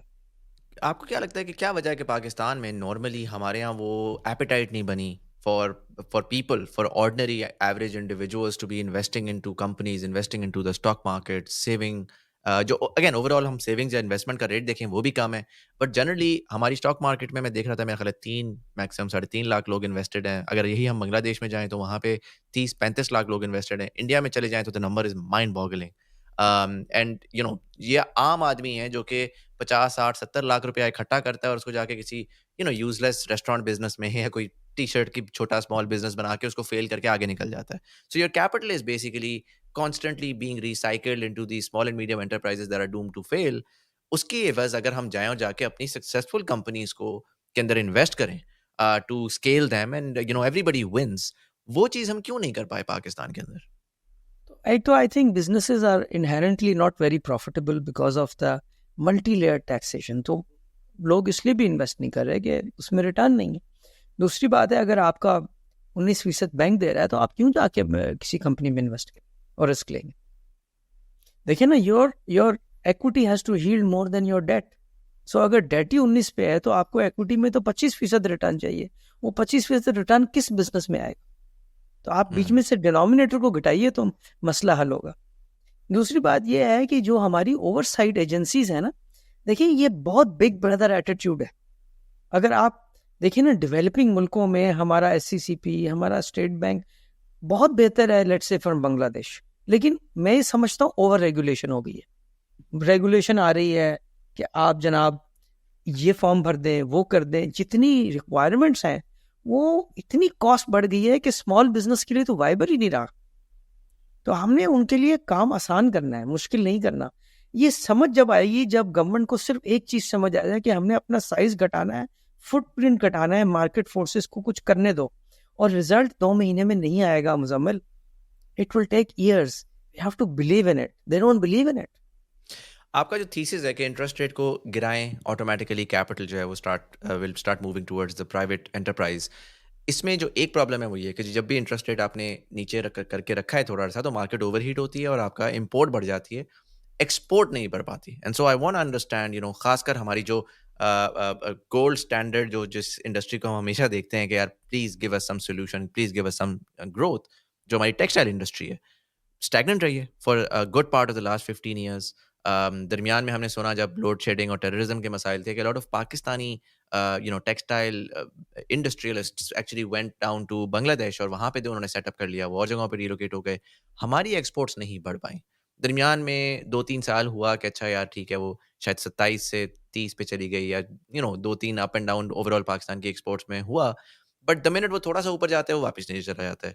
व्हाई डू यू थिंक कि पाकिस्तान में ओवरऑल एक्सपोर्ट्स नहीं बढ़ पाई, और पर्टिकुलरली अगर मैं टेक्सटाइल इंडस्ट्री की बात करूं, तो why have we failed? So देखिए, ये जरा कॉम्प्लिकेटेड जवाब है, but I try to make it simpler. So Pakistan और बांग्लादेश में एक तो फ़र्क ये है कि वो वहाँ पर ना इम्पोर्ट भी बहुत ज़्यादा है, जो फिगर हम देख नहीं रहे. वो इम्पोर्ट इसलिए ज़्यादा है कि वो Bangladesh is basically stitching shop, so they are importing fabric and just making a trouser out of it. Pakistan में आप 10 साल पहले देखिए तो आपका नंबर 1 आइटम एक्सपोर्ट का कॉटन यान होता था. अब वो सारा का सारा कॉटन यान वीविंग में कन्वर्ट हो गया, वीविंग से प्रोसेसिंग में. तो हमारी एक्सपोर्ट ना बढ़ने की एक वजह यह भी है कि हमारी सिर्फ टेल एंड की चीज़ें एक्सपोर्ट हो रही हैं और हम अपना प्रोडक्ट खुद इस्तेमाल कर रहे हैं, जो which is a good news, not bad news. हमारी कॉस्ट स्ट्रक्चर का भी बड़ा मेजर इशू है. अगर गवर्नमेंट मिनिमम वेज को लेट से डॉलर में ही फिक्स करते और ये हर साल बाद एक ड्रामेटिक 25% की इंक्रीज ना करे, अननेसेसरी टैक्सेस जो लगाए हुए हैं जो किसी के जेब में भी नहीं जाते। मैं आपको छोटा सा एग्जांपल दूं, मिनिमम वेज एक नहीं है, 80 पेज का गैजेट है। हर आदमी की minimum wage provincial government decide करती है। ये तो अजीब सा कॉन्सेप्ट है ना। आप कहते हैं मिनिमम वेज है, बाकी तो मार्केट फोर्सेस पे रहने दें। वो हमारे इंटरनेशनल ऑडिटर्स आते हैं, वो उसको ऑडिट करते हैं, हमारी जिंदगी मुश्किल हो जाती है। फिर आपका इंटरेस्ट रेट है, आपकी करेंसी है, आपकी इलेक्ट्रिसिटी है, कुछ 5 साल की पॉलिसी बनाएं, उसको लिंक कर दें। बेशक आप इंटरनेशनल फ्यूल प्राइसेस के साथ कुछ तो विजन देना चाहिए। कोई रिबेट अगर आपने देना है और आपने उसको अनाउंस भी किया हुआ है तो आप देते नहीं। Now there are some items of rebates which are pending for 10 years. So I think we need some stability in our policies, and whether the government change, they should make it some kind of constitutional guarantee कि आप ये invest कर रहे हैं तो ये होगा। अब देखिए, लोगों ने टफ पीटीआई की गवर्नमेंट ने दिया, लोगों ने लगाया, पार्लियामेंट में डिस्कशन शुरू हो गई कि जनाब ये तो फ्रॉड हुआ है। अब क्या नॉनसेंसिकल डिस्कशन है कि आपने लोगों को कहा कि आप इक्विपमेंट मंगाएं और फैक्ट्रियां लगाएं, जी उसमें ओवर इन्वॉइसिंग हो गई। भाई ये आपने कोई सब्सिडी थोड़ी दी है, किसी को पैसा थोड़ी दिया, उसने लोन दिया और बैंक ने कमर्शियल रिस्क लिया। लेकिन ये डिस्कशन हो रही, एक तो इतनी ज्यादा एंटी बिजनेस पाकिस्तान में सेंटिमेंट है कि यहाँ काम करना आसान नहीं है, और उसका एक रिस्क फैक्टर है। देखिए, how do you determine the return on equity? इस risk free rate plus the risk free rate Pakistan में 19% है। अब आप उसमें रिस्क डालें नैब का, एहतसाब ब्यूरो का, पार्लियामेंट का, एंटी करप्शन का, सियासत का था, बढ़ता चला जाए। आप ये रिस्क घटा दें, आपका रिटर्न ऑन इक्विटी घटता चला जाए। आज आप आईपीपी में किसी को 50% रिटर्न देंगे, वो नहीं लगाए, फिर हम कहते हैं 50% रिटर्न दे दिया, उसने जेल भी तो जाना है बाद में, वो कैसे लगाएगा?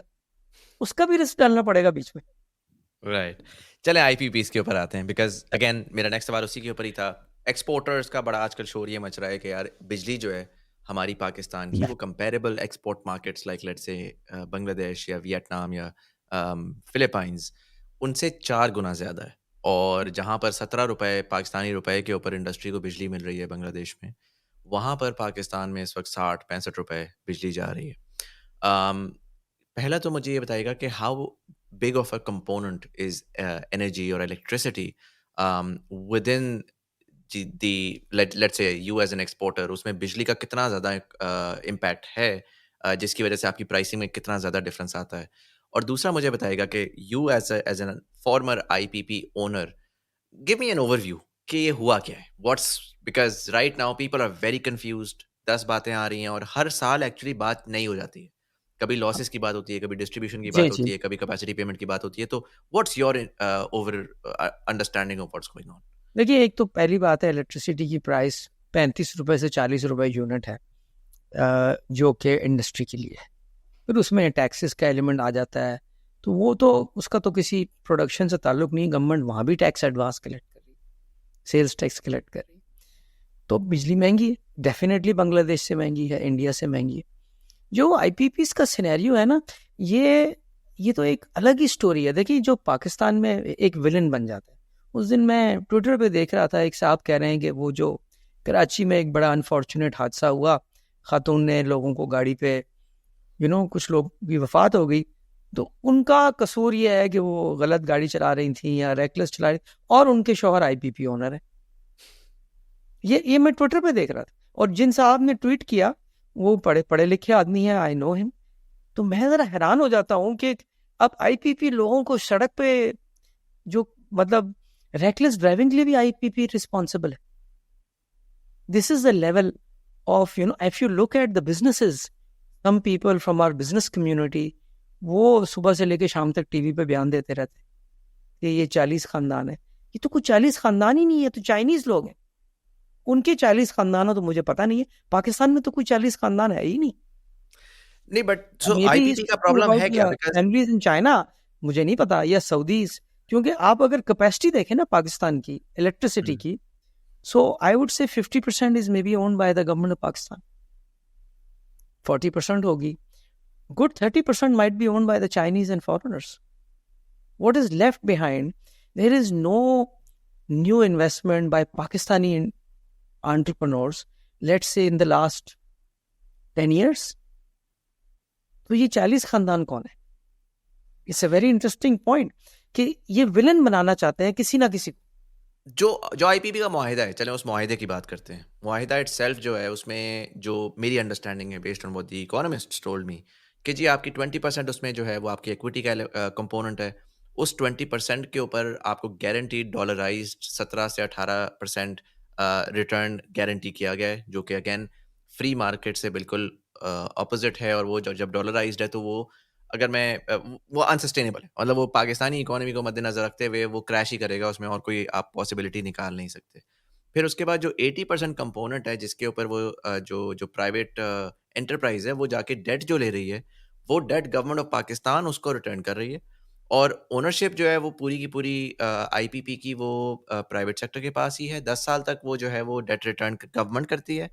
और उस रिटर्न करने के बाद फिर the IPP is now owned 100% by the private sector. To me, as an ordinary person, that sounds like an extremely extractive deal. Like that sounds like someone जो कि यार मेरे पास, मैं किसी तरह पैसा मैंने जोड़ा और जोड़ के मैंने लगा लिया, और अब मुझे 18% डॉलराइज्ड, मतलब दुनिया में मुझे कहीं पे इतना अच्छा वैल्यू फॉर मनी नहीं मिलेगा कि अगर मुझे कुछ भी नहीं करना ना अपनी ज़िंदगी में, मुझे बस चाहिए कि यार एक एग्जिट लो और अब पूरी ज़िंदगी ऐशी करते फिरो। तो इट सीम्स लाइक कि 200 मिलियन, 1 अरब का प्रोजेक्ट है, 200 मिलियन किसी तरह इकट्ठे करो और इकट्ठे करके किसी तरह डाल दो। फिर बिके, ना बिके, चले, ना चले, एफिशिएंट हो, इनएफिशिएंट हो, मुझे कम से कम जो है ना 200 मिलियन के ऊपर $35 मिलियन सालाना मिल रहा है। That's what that's the general prevailing narrative. That's what the economists tell me. Is this true?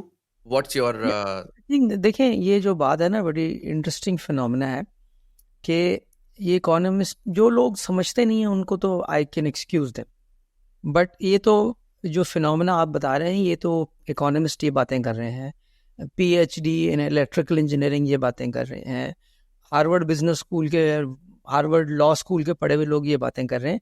ये तो एक इतना डेंजरस फिनोमेना है कि all of them don't know what the realities. और ये सब पढ़े लिखे लोग हैं, ये कोई जाहिल लोग नहीं है जो ये बातें कर रहे हैं। I mean I know a few of them, I am shocked. So let me explain to you what is the IPP contract. The IPP contract is very simple. The debt portion is decided by the government in the tariff. ये IPP owner की स्वाबदीद नहीं है कि मैं 50% date ले लूँ या 70 ले लूँ या 80 ले लूँ। हर पॉलिसी में डिफाइंड है कि आप इतना डेट लेंगे, क्या इंटरेस्ट रेट पे कर सकते हैं वो भी पॉलिसी में डिफाइंड है, ना उससे ज़्यादा पे कर सकते हैं, और कम पे कर सकते हैं, ज़्यादा नहीं पे कर सकते। और ये जो सारे प्लांट 2015 पाकिस्तान में 3 पॉलिसीज आई आईपीपीज की, 1994 की पॉलिसी है, 2002 की पॉलिसी है और फिर 2015 की पॉलिसी। इन तमाम पॉलिसीज में ये तमाम टर्म्स गवर्नमेंट ऑफ पाकिस्तान ने टैरिफ्स में पहले ही प्री डिटरमाइन की, और उनका जी ये आपको इंटरेस्ट रेट हम दे सकते हैं, आप लोन अरेंज कर सकते हैं तो कर लें, ये आपको हम रिटर्न ऑन इक्विटी देंगे। ये 2002 और 2015 की पॉलिसीज में। जो 1994 की पॉलिसी थी उसमें उन्होंने एक फिगर दे दिया, वो फिगर से आप बैकवर्ड्स वर्क कर लें, आपको जो भी रिटर्न मिल जाता है। उसमें रिटर्न थोड़ा ज़्यादा था बिकॉज गवर्नमेंट की नॉलेज नहीं थी, अंडरस्टैंडिंग नहीं थी। तो जिन लोगों ने लगाए उनकी ऑब्वियसली इंटरनेशनल प्लेयर्स थे, उनकी बेहतर अंडरस्टैंडिंग थी, तो दे गॉट हायर रिटर्न्स। फिर इनको कॉन्ट्रैक्ट्स बेहतर हो गए, तो उन्होंने हर चीज़ को डिफाइन किया 2002 में, और 2015 में और बेहतर हो गए, उन्होंने शेयरिंग मैकेनिज्म भी बना दिया। अब अगर आप देखें कि जिन्होंने प्लांट लगाए, अगर वो प्लांट टाइम पे नहीं चले तो उन्होंने पेनल्टी दी, 1 दिन लेट हुआ तो 1 दिन की penalty the. Let's now compare it with Nandipur. Nandipur का प्लांट 300% कॉस्ट बढ़ गई, किसने पे की? मुजम्मिल साहब, आपने और मैंने पे की, इस मुल्क के लोगों ने। जिन लोगों ने वो लगाए उनका तो पता नहीं है। 3 हुकूमतें चेंज हो गई और उस पर जितने प्रॉब्लम्स आए और 300% कॉस्ट बढ़ गई, उसका कोई जिक्र नहीं। ये नीलम जलम तीसरी दफा बंद हुआ। आप बताएं कौन रिस्पॉन्सिबल है? अगर आज ये आईपीपी होता तो इसको पर डे पेनल्टी पड़ रही होती। तीसरी दफा बंद। कभी टनल में क्रैक आ जाता है, कभी कुछ हो जाता है, कोई रिस्पॉन्सिबल नहीं। सो आपके पास एक चॉइस है। आईपीपी कॉन्ट्रैक्ट्स में जो मेन प्रॉब्लम है वो ये है कि the debt is only 10 years। अगर ये डेट को हम 25 साल की टेनर पे रखते तो आपकी जो लोन रीपेमेंट है वो 25 साल पे स्प्रेड हो जाती है, और ये सारा का सारा क्राइसिस 30-40% तो यहीं से खत्म। उसके बाद दूसरा प्रॉब्लम ये है कि हमने लोगों को आज तक पैसे नहीं दिए टाइम पे। तो जब आप पहले वाले को टाइम पे नहीं देंगे पैसे, तो दूसरा वाला और रिटर्न मांगेगा, जब दूसरे वाले को भी नहीं देंगे तो तीसरा वाला और मांगेगा। आज ये पोजीशन पे आप आ गए हैं with successive governments vilifying and the whole country vilifying IPPs, कि अब तो कोई हुकूमत भी पाकिस्तान में आके आईपीपी नहीं लगाई। तो फिर आपके पास चॉइस रह जाता है नंदीपुर और नीलम झेलम।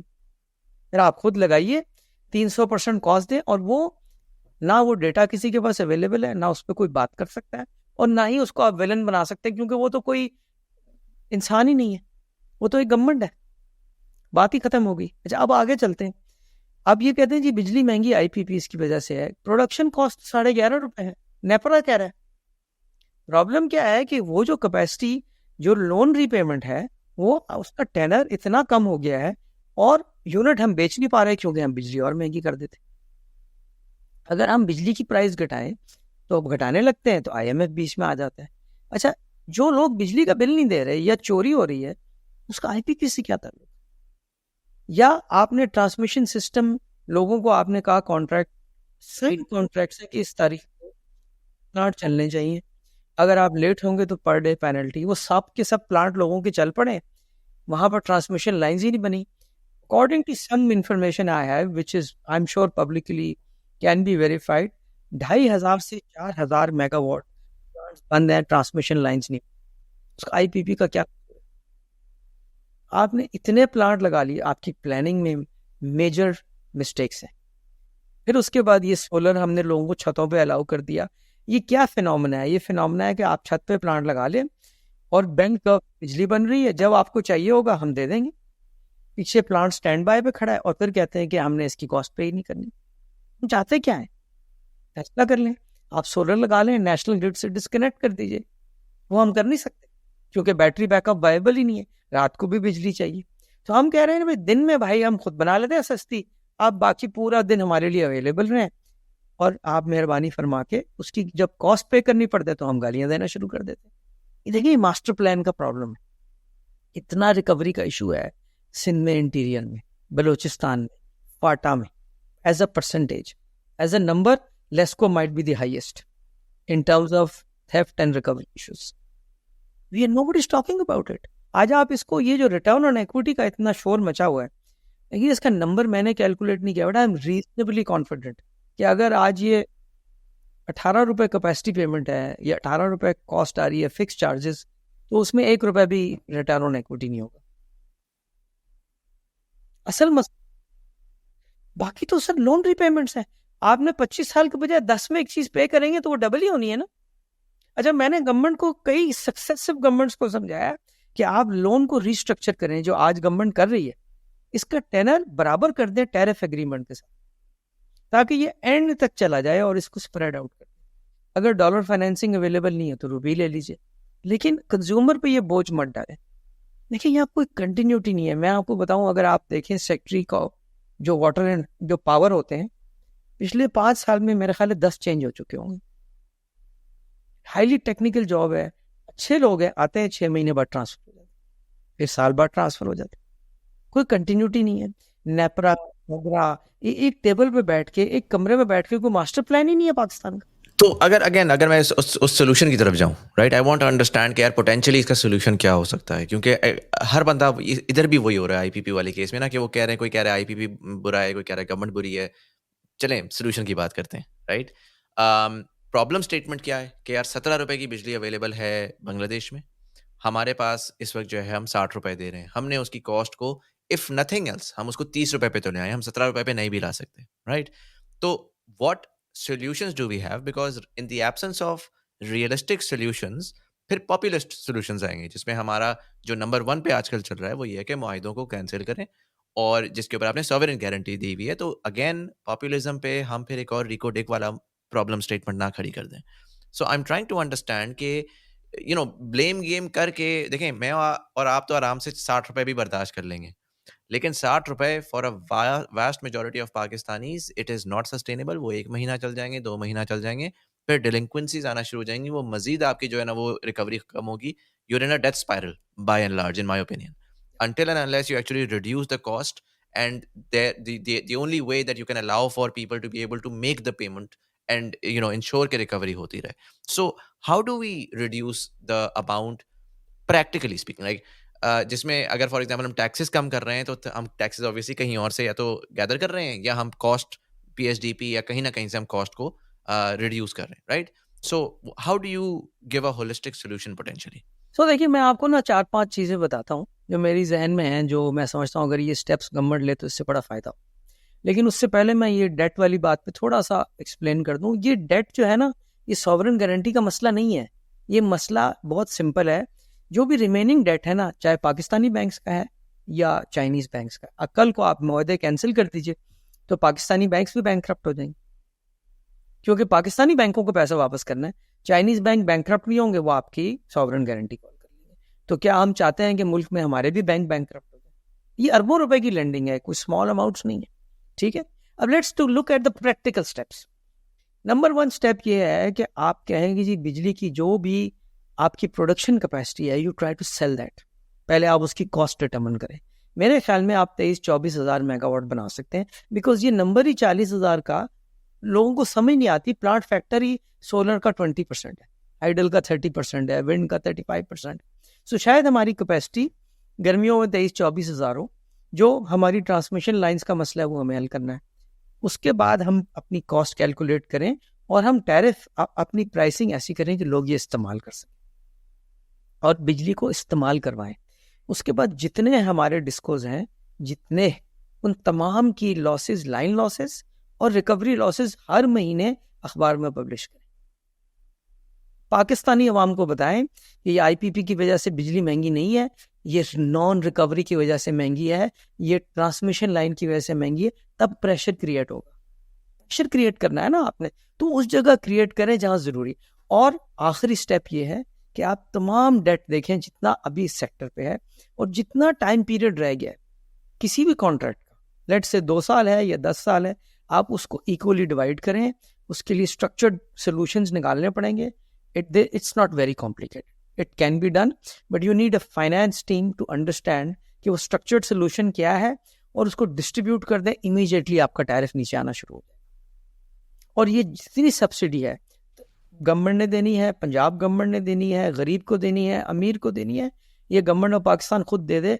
पावर सेक्टर को यहाँ से बाहर निकाल दे। What do you mean by that? बिजली देखिए, आज बिजली का बिल आता है, 500 यूनिट वाले का एक टैरिफ है, 200 यूनिट वाले का एक और टैरिफ है। आपने बिजली सस्ती देनी है तो आप बिजली के बिल में डायरेक्ट सब्सिडी दे दीजिए अगर आपने देना है। वो पावर सेक्टर पहले कम कलेक्ट करता है, फिर जाके बजट में सब्सिडी अप्रूव कराता है, उसमें 8 महीने लग जाते हैं। ये तो पूरा कैश फ्लो आउट हो गया। उनका ताल्लुक क्या है? जब उन्होंने पैसे पूरे देने बिजली खरीदने के, NTDC which is our transmission company, let them recover the whole amount. If the government of Pakistan wants to subsidize, please subsidize. Why should the power sector get involved in it? उनका क्या लेना देना? Do you think the power sector needs to be privatized? जो और इसमें इसको भी individually break down करें, राइट? कि जो आपके डिस्ट्रीब्यूशन कंपनीज हैं उनको क्या प्राइवेटाइजेशन की रिक्वायरमेंट है? You know, how would you frame the privatisation? Is it just कि यार जिस इलेक्ट्रिक को हमने किया तो हम 5-6 और कंपनीज को कर दें और बस जी सब सोल्यूशन आ जाएगा? देखिए, सोल्यूशन तो ये है कि आपको बैठ के मुआहदे ये करने पड़ेंगे। जो भी डिस्को आज लेगा, लेट से कोई फाटा खरीद लेगा, कौन खरीदेगा अगर वहाँ 15% रिकवरी? फिर आपको ये उनसे एग्रीमेंट करना पड़ेगा कि अगले 10 साल में, अब 15 है तो अगले साल 25 तो में रिकवरी होगी, ये तुम्हारा लॉस कैप है, फिर कोई खरीदेगा। लेकिन आप मुझे एक बात बताएं, जब आप पावर सेक्टर 1994 में पीपल्स पार्टी ने जो एग्रीमेंट किए, सबसे पहले PMLN ने एहतसाब शुरू किया, मियाँ साहब ने एहतसाब ब्यूरो बनाया गया। उसके बाद PTI की गवर्नमेंट ने ये काम किया, अब दोबारा ये काम शुरू हो रहा है। अब मुझे पता है कौन इस सेक्टर में इन्वेस्ट करेगा? जब उसको पता है कि 4 लोग टीवी पे आके शोर मचाना शुरू कर देंगे, झूठ बोलना शुरू कर देंगे और एक मुहिम चल जाएगी, तो इस सेक्टर में कौन इन्वेस्ट करेगा? There is nobody willing to speak the truth. कोई बिजनेसमैन टीवी पे नहीं आएगा, कोई डर के मारे नहीं आता। हर किस्म की, यहां पर तो आप देख रहे हैं कि कोई गाड़ी के नीचे आ जाए तो हम कहते हैं आईपीपी का कसूर। तो इस मुल्क पे कौन इन्वेस्ट करेगा? इसको पहले आपको ना, the state has to come and say IPP is not a problem, this is the problem. Unless they take a clear stand that yes, we have made a mistake in the tenor of the contracts, yes, recovery is a problem. Yes, line loss is a problem. Yes, the transmission lines are not put in time. We will fix these problems. Unless you do that, लोग तो यही समझेंगे कि ये खा गए, चोर है, कौन खरीदेगा? इस सेंटिमेंट में आप देखिए PIA कौन खरीदेगा और सेंटिमेंट कौन ठीक करेगा? State has to do it. मैं तो नहीं कर सकता. आप और मैं ये पॉडकास्ट पे बात कर रहे हैं, 50,000 लोग देख लेंगे, उसमें से 49,000 कहेंगे ये झूठ बोल रहा है. जो सेंटिमेंट है इस मुल्क के अंदर, मुझे पता है. I am not trying to convince anyone. मेरे दोस्त हैं, शाम को खाना खाते हैं, वो कहते हैं आप लोग पैसा खा गए, आपने ये कर लिया. मैं कहता हूँ यार चलो छोड़ो, कोई बात नहीं. आप इस मुल्क में जब तक एक दूसरी लॉबी खड़ी होकर कोई बात नहीं करेगी और जब तक उसको स्टेट सपोर्ट नहीं करेगी, तो हमारा जो एंड में PE रेशियो की बात है मुजम्मिल, पाकिस्तान में अगर PE रेशियो 30 होगा ना, तो आपको सस्ता कैपिटल मिलेगा. और जो आज हालात हैं वो PE रेशियो ने -1 पे जाना है. अगर ये कंपनी इंटरलूप जैसी स्टार परफॉर्मर है, वर्ल्ड क्लास कंपनी है, उनका 50 का PE रेशियो होना चाहिए. Because they are world class players, you know, not one ordinary players. और भी बड़ी अच्छी अच्छी पाकिस्तान में ग्रेट सक्सेस स्टोरीज हैं. हम हर वक्त गाली देते रहते हैं उनको, बिकॉज इसमें अवाम का कसूर नहीं है. इसमें अवाम को आपने एजुकेट ही नहीं किया, लोगों को बताया ही नहीं है आपने कि रियल इशू क्या. प्रॉब्लम तो है, ये तो नहीं हम कह सकते कि है ही नहीं. प्रॉब्लम है. It's a big miss. आपके इदारे हैं, नेपरा है, ओगरा है, आपकी पावर डिवीजन है, आपकी NTDC, एक कमरे में बैठे एक मास्टर प्लान बनाए, अब हमको बताए आपने क्या करना. But that's my question. Do you think they have the capacity to create that master plan, or do you think फिर जब बंदा थक हार जाता है तो बंदा कहता है यार प्राइवेटाइज ही कर दो, अपने हाथ से निकालो, ताकि कम से कम कोई प्राइवेट सेक्टर वाला आए और आके उसको सॉर्ट कर दे, राइट? बिकॉज प्राइवेट सेक्टर वाला क्या करेगा? आप आज किसी को प्राइवेटाइज कर दे डिस्को को, कल को आप कहेंगे जनाब इसमें तो 2000 गज जमीन थी जो कि इसने खरीद ली और ये तो करप्ट है, इसने फलाने पॉलिटिशियन को पैसे दिए थे, इसलिए इसको पता था कि ये प्लॉट था वहां पर. ये शुरू हो जाएगा. स्टेट डिफेंड ही नहीं करेगी. आप देखिए क्या हुआ जब PMLN की गवर्नमेंट आई, 480 अरब रुपए पे हुए. PTI ने शोर मचा दिया कि मियां मंशा को पे हो गए. अरे मियां मंशा का तो कोई IPP नहीं है, उसके अंदर 5% पैसे उनको पे हुए थे. शोर मचा दिया, किसी ने डिफेंड नहीं किया. PMLN ने भी डिफेंड नहीं किया. उसके बाद क्या हुआ कि जी इनका तो ऑडिट ही नहीं हुआ. पर किस चीज का ऑडिट होना है? ये तो ऑडिटेड बिल्स थे, अप्रूव्ड ऑडिटेड अमाउंट ड्यू था. आज भी तो ड्यू है ना, कि कोई स्पेशल ऑडिट होता है आज पेमेंट से पहले? एक प्रोसीजर है, 10 जगह ऑडिट होता है. पहले भी ऐसे ही होता था. किसी ने डिफेंड नहीं किया. PMLN ने डिफेंड नहीं किया. PTI आ गई, उन्होंने शुरू कर दी. अब ये PTI वाले आ जाएंगे, PMLN वाले आ जाएंगे. हर सियासी आदमी PMLN में, ख्वाजा आसिफ साहब ने असेंबली में कह दिया ये रॉबर बैरन्स लगाए, आपने सारे प्रोजेक्ट है, आप ही ने कह दिया. उसके बाद PTI वाले आगे कह रहे हैं ये पॉलिसी गलत है.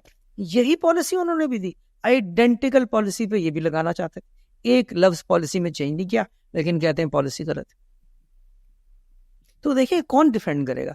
ये हमने इस मुल्क में रिस्क इतना बढ़ा दिया है कि यहाँ रिटर्न ज्यादा हो गया.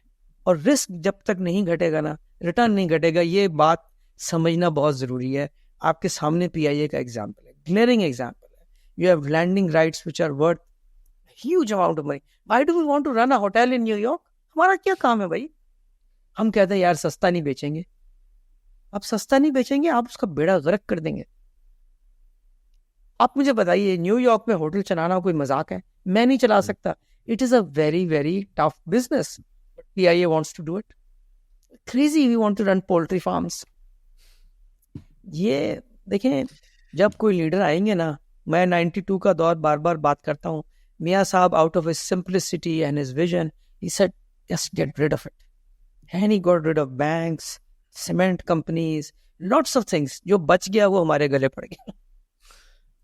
राइट. अगर मैं आपसे पूछूं एक simple, just for the understanding of the public, क्या अगले 10 साल में भी आपको लगता है कि कोई नया पावर प्रोजेक्ट लगना चाहिए पाकिस्तान में? देखिए इस वक्त जो मुझे सिचुएशन समझ आ रही है ना, अगर आपको पावर प्लांट्स लगाने पे इस वक्त एकदम ब्रेक करना चाहिए, रिन्यूएबल और नॉन रिन्यूएबल. आप अपना मास्टर प्लान बनाएं and make it transparent. If you have need at a certain price. देखिए पाकिस्तान में जितनी इलेक्ट्रिसिटी कंज्यूम होती है ना पूरे मुल्क में, न्यूयॉर्क सिटी में से ज्यादा होती है. आप 25 करोड़ की आबादी है. इंडिया में आपसे 6 गुना बड़ी आबादी है, 10 गुना से ज्यादा, 15 गुना से ज्यादा बिजली कंज्यूम होती है. बिजली तो आपको चाहिए और सस्ती बिजली चाहिए फॉर ग्रोथ, और सस्ती बिजली बन सकती है पाकिस्तान में, कोई प्रॉब्लम नहीं। देखिए ये कोल के पीछे पड़ गए without understanding what it is. आज इंपोर्टेड कोल पे कराची में सबसे सस्ती बिजली बन सकती है, क्योंकि सी ट्रांसपोर्टेशन कॉस्ट बहुत सस्ती होती है। लेकिन हमें जिद है, वो तो कहते हैं कि जी जो इंपोर्टेड कोल है वो कहते हैं बड़ा महंगा है, थर वाला कोल बड़ा सस्ता है, तो wouldn't it make more sense to हुआ जस्ट क्या यूज है, आवर देखिए ओन मैं कोल? बताऊं, मेरा तो कोई कोल का प्रोजेक्ट नहीं है, but what is happened is कि जब फर्नेस ऑयल और गैस की प्राइस गवर्नमेंट ने खुद सेट की थी, तो वहां ये डिबेट या बहस लड़ाई नहीं हो सकती थी कि आपने 2 नंबरी की। कोल के केस में पहली दफा ऐसा हुआ कि प्राइवेट सेक्टर ने अपना कोल ले रहा था, इनके पास मैकेनिज्म नहीं था। और मैंने सुना है कि कुछ कोल में कुछ पावर प्लांट्स ने बहुत महंगा कोल खरीद, तो जिससे एक कंट्रोवर्सी खड़ी होगी। अगर ऐसी कोई चीज है तो आप फिक्स करें, दुनिया में इंडस्ट्रीज है। आप क्योंकि कोल की कोयले का जो थर वालों का जो मैंने नंबर देखा है वो तो बड़ा 6-7 रुपए में उन्होंने यूनिट्स बनाए हैं, और वो तो बड़ा आई मीन इट्स फिनोमिनल। देखिए थर जो है ना, वहाँ कोल नहीं है, वहाँ लिग्नाइट है। पहले सबसे पहले अच्छा, हमें ये समझना पड़ेगा, वो एक बहुत ही लो क्वालिटी कोल है, उसको लिग्नाइट कहते हैं। उसमें सही है, 40% मॉइस्चर है, राइट। और वो ट्रांसपोर्ट करना इतना आसान काम नहीं, उसमें आग भी लग जाती है। हर चीज की एक साइंस है। अब इस पॉडकास्ट पे आई डोंट नो व्हाट की वी कैन कवर, बट आप देखिए इंडिया में भी तो यही थर डेजर्ट है ना। क्या 1000 मील आप लिग्नाइट को ट्रांसपोर्ट करेंगे, 500 मील करेंगे? फिर लोग कहते हैं जी कि सारे पावर प्लांट वहां लगा दो, तो फिर आपको ट्रांसमिशन लाइन बिल्ड करनी पड़ेगी। जो आपका लोड सेंटर है ना, वो पंजाब है, सेंट्रल पंजाब। ये साहिवाल में प्लांट क्यों लगाया? डबल रेलवे लाइन आती है वहां पर। इंडियन पंजाब में 10,000 मेगावाट कोल पे लगा हुआ है, 1400 किलोमीटर दूर से कोयला आ रहा है, क्योंकि वो कोयला उनका लोकल है, उन्होंने प्राइस बहुत सस्ती रखी हुई है और वो बिजली सस्ती बना रहे। हमारा भी थर का कोल है, government can decide to give it at cost, it's a national resource, बिजली सस्ती हो जाए। ठीक है, आप उसको इंटरनेशनल प्राइस पे ले जाएंगे, बिजली महंगी हो जाएगी। ये तो अब आपने फैसला करना है, और ट्रांसपोर्ट करना है आपने कोल को, साइंस है, आप देख लीजिए। आपने ट्रांसमिशन लाइन बनानी है, साइंस है। लड़ाई झगड़ा मत कीजिए, साइंस है, बताइए क्या कैलकुलेशन है आपकी। मैं आज भी समझता हूं कि पंजाब में पावर प्लांट लगना वाज द राइट डिसीजन। अभी आप देखिए ट्रांसमिशन लाइंस नहीं चली ना, और 5% लोग कहते हैं जी लाइन लॉसेस हैं, बट अगेन साइंस है। कैलकुलेशन कीजिए, ट्रांसपेरेंसी कीजिए, बताएं, डिबेट करें, सेमिनार करें। डैम बनाना है बनाए, नहीं बनाना मत बनाए। लेकिन यहाँ तो विम्सिकल हो गई है ना हर चीज, ना मेरे पास डेटा है ना आपके पास है, बस एक दूसरे को गालियां दे रहे हैं हम लोग।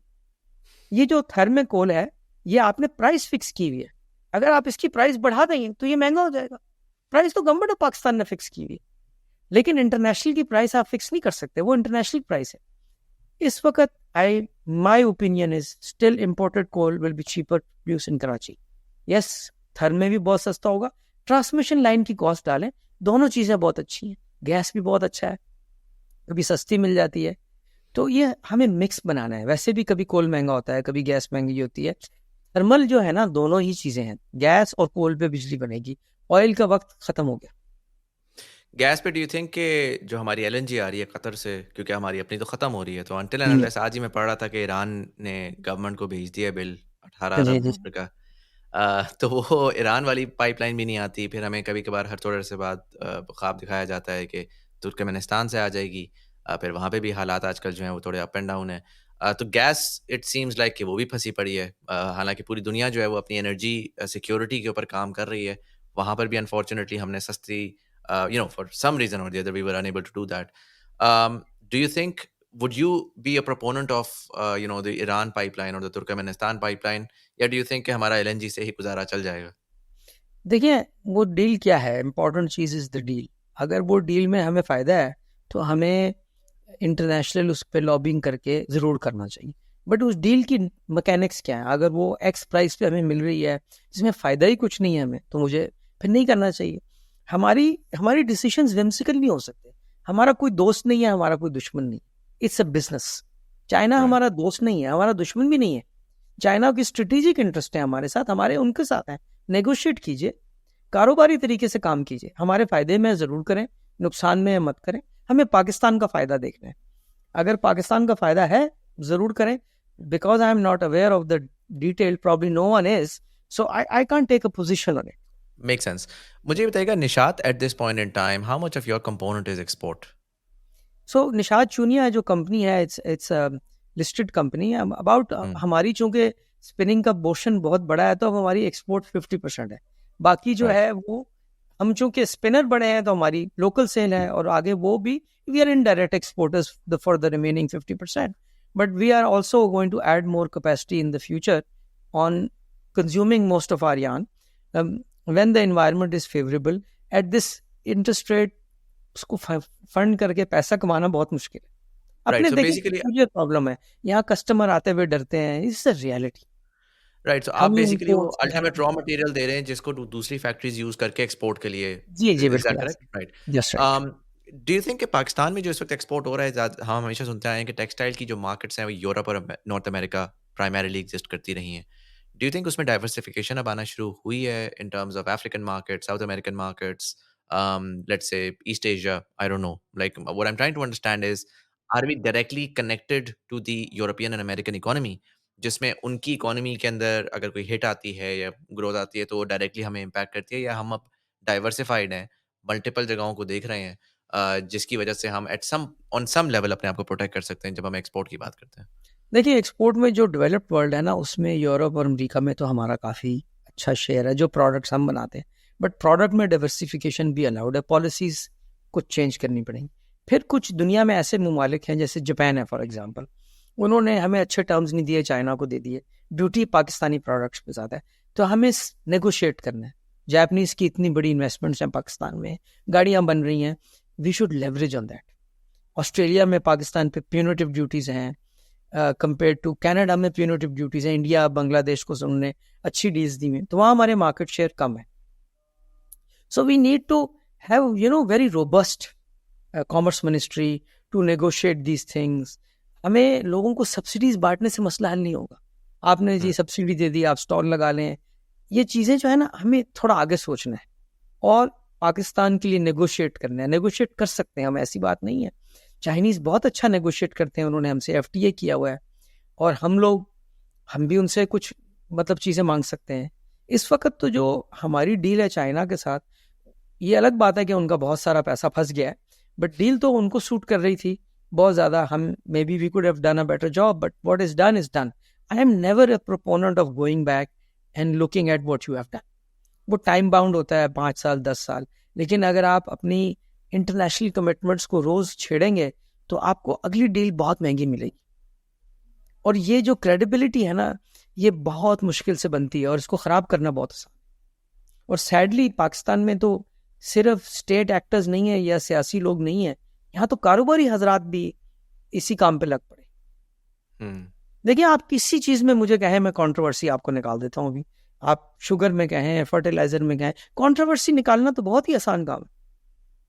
फिर उसके बाद उनको बुरा भला कहना शुरू कर दे, फिर 4 लोग मिलके ये शुरू कर दें, तो ये जो एहतसाब का माइंडसेट है ना, ये बिजनेस में बहुत डेंजरस है, इसकी बहुत लॉन्ग टर्म कॉन्सिक्वेंसेस, बहुत serious long term consequences. We're at the 1 hour 10 minute mark. मैं इसको रैप अप करता हूँ। I just want to understand, इस वक्त जो पाकिस्तान में आप होता हुआ देख रहे हैं, आपने स्टार्ट में बोला, आपने कहा कि this is probably the worst time in your sort of 35 years of doing business, कि इकोनॉमी के इतने बुरे हालात हुए हों। Where do you see this going from here? Because अगर मैं एक ओवरऑल पिक्चर पेंट करूँ तो हमें नज़र आ रहा है कि पॉलिटिकली हमारे लोग जो हैं वो बिल्कुल बिल्कुल ही डिस्ट्रीब्यूटेड हैं। मुझे बहुत सारे लोग ये बात करें, अगर हम ये करें, और वो अगर होता हुआ नज़र नहीं आ रहा realistically speaking, right? And we've seen a lot of other economies जिनके अंदर ये मसाइल रहे हैं, गवर्नमेंट की ओवरसाइज्ड रोल रहे हैं। उस ओवरसाइज्ड रोल की वजह से डेफिनेटली रेंट सीकिंग भी होती है, करप्शन भी होती है, एवरी मैन फॉर हिमसेल्फ में वो जहाँ पे जिसको जो पाए का साइज मिलता है वो काटने की कोशिश करता है और आगे जाता है। And more often than not, जिस तरीके से आपने जिक्र किया कि हर बंदा जब दूसरे को ब्लेम कर रहा होता है, तो रैशनली अगर आप इमोशनली ना सोचें ना, अगर आप हर इंसान को सुने, तो बात उसकी दुरुस्त है, क्योंकि वो ये कह रहा है कि यार in the absence of any central understanding मैंने भी तो काम करना है, तो मैं उसको उसी तरीके से करूंगा जिस तरीके से लॉ ऑफ द जंगल में चल रहा है।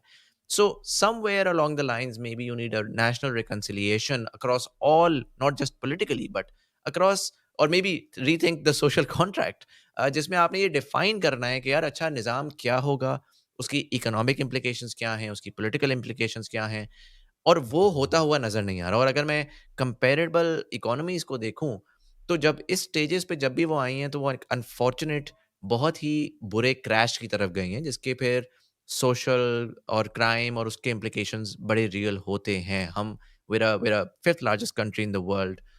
25 करोड़ लोग जब अगर खुदा ना खास्ता क्रैश की तरफ जाएं तो उसके बड़े ramifications हैं।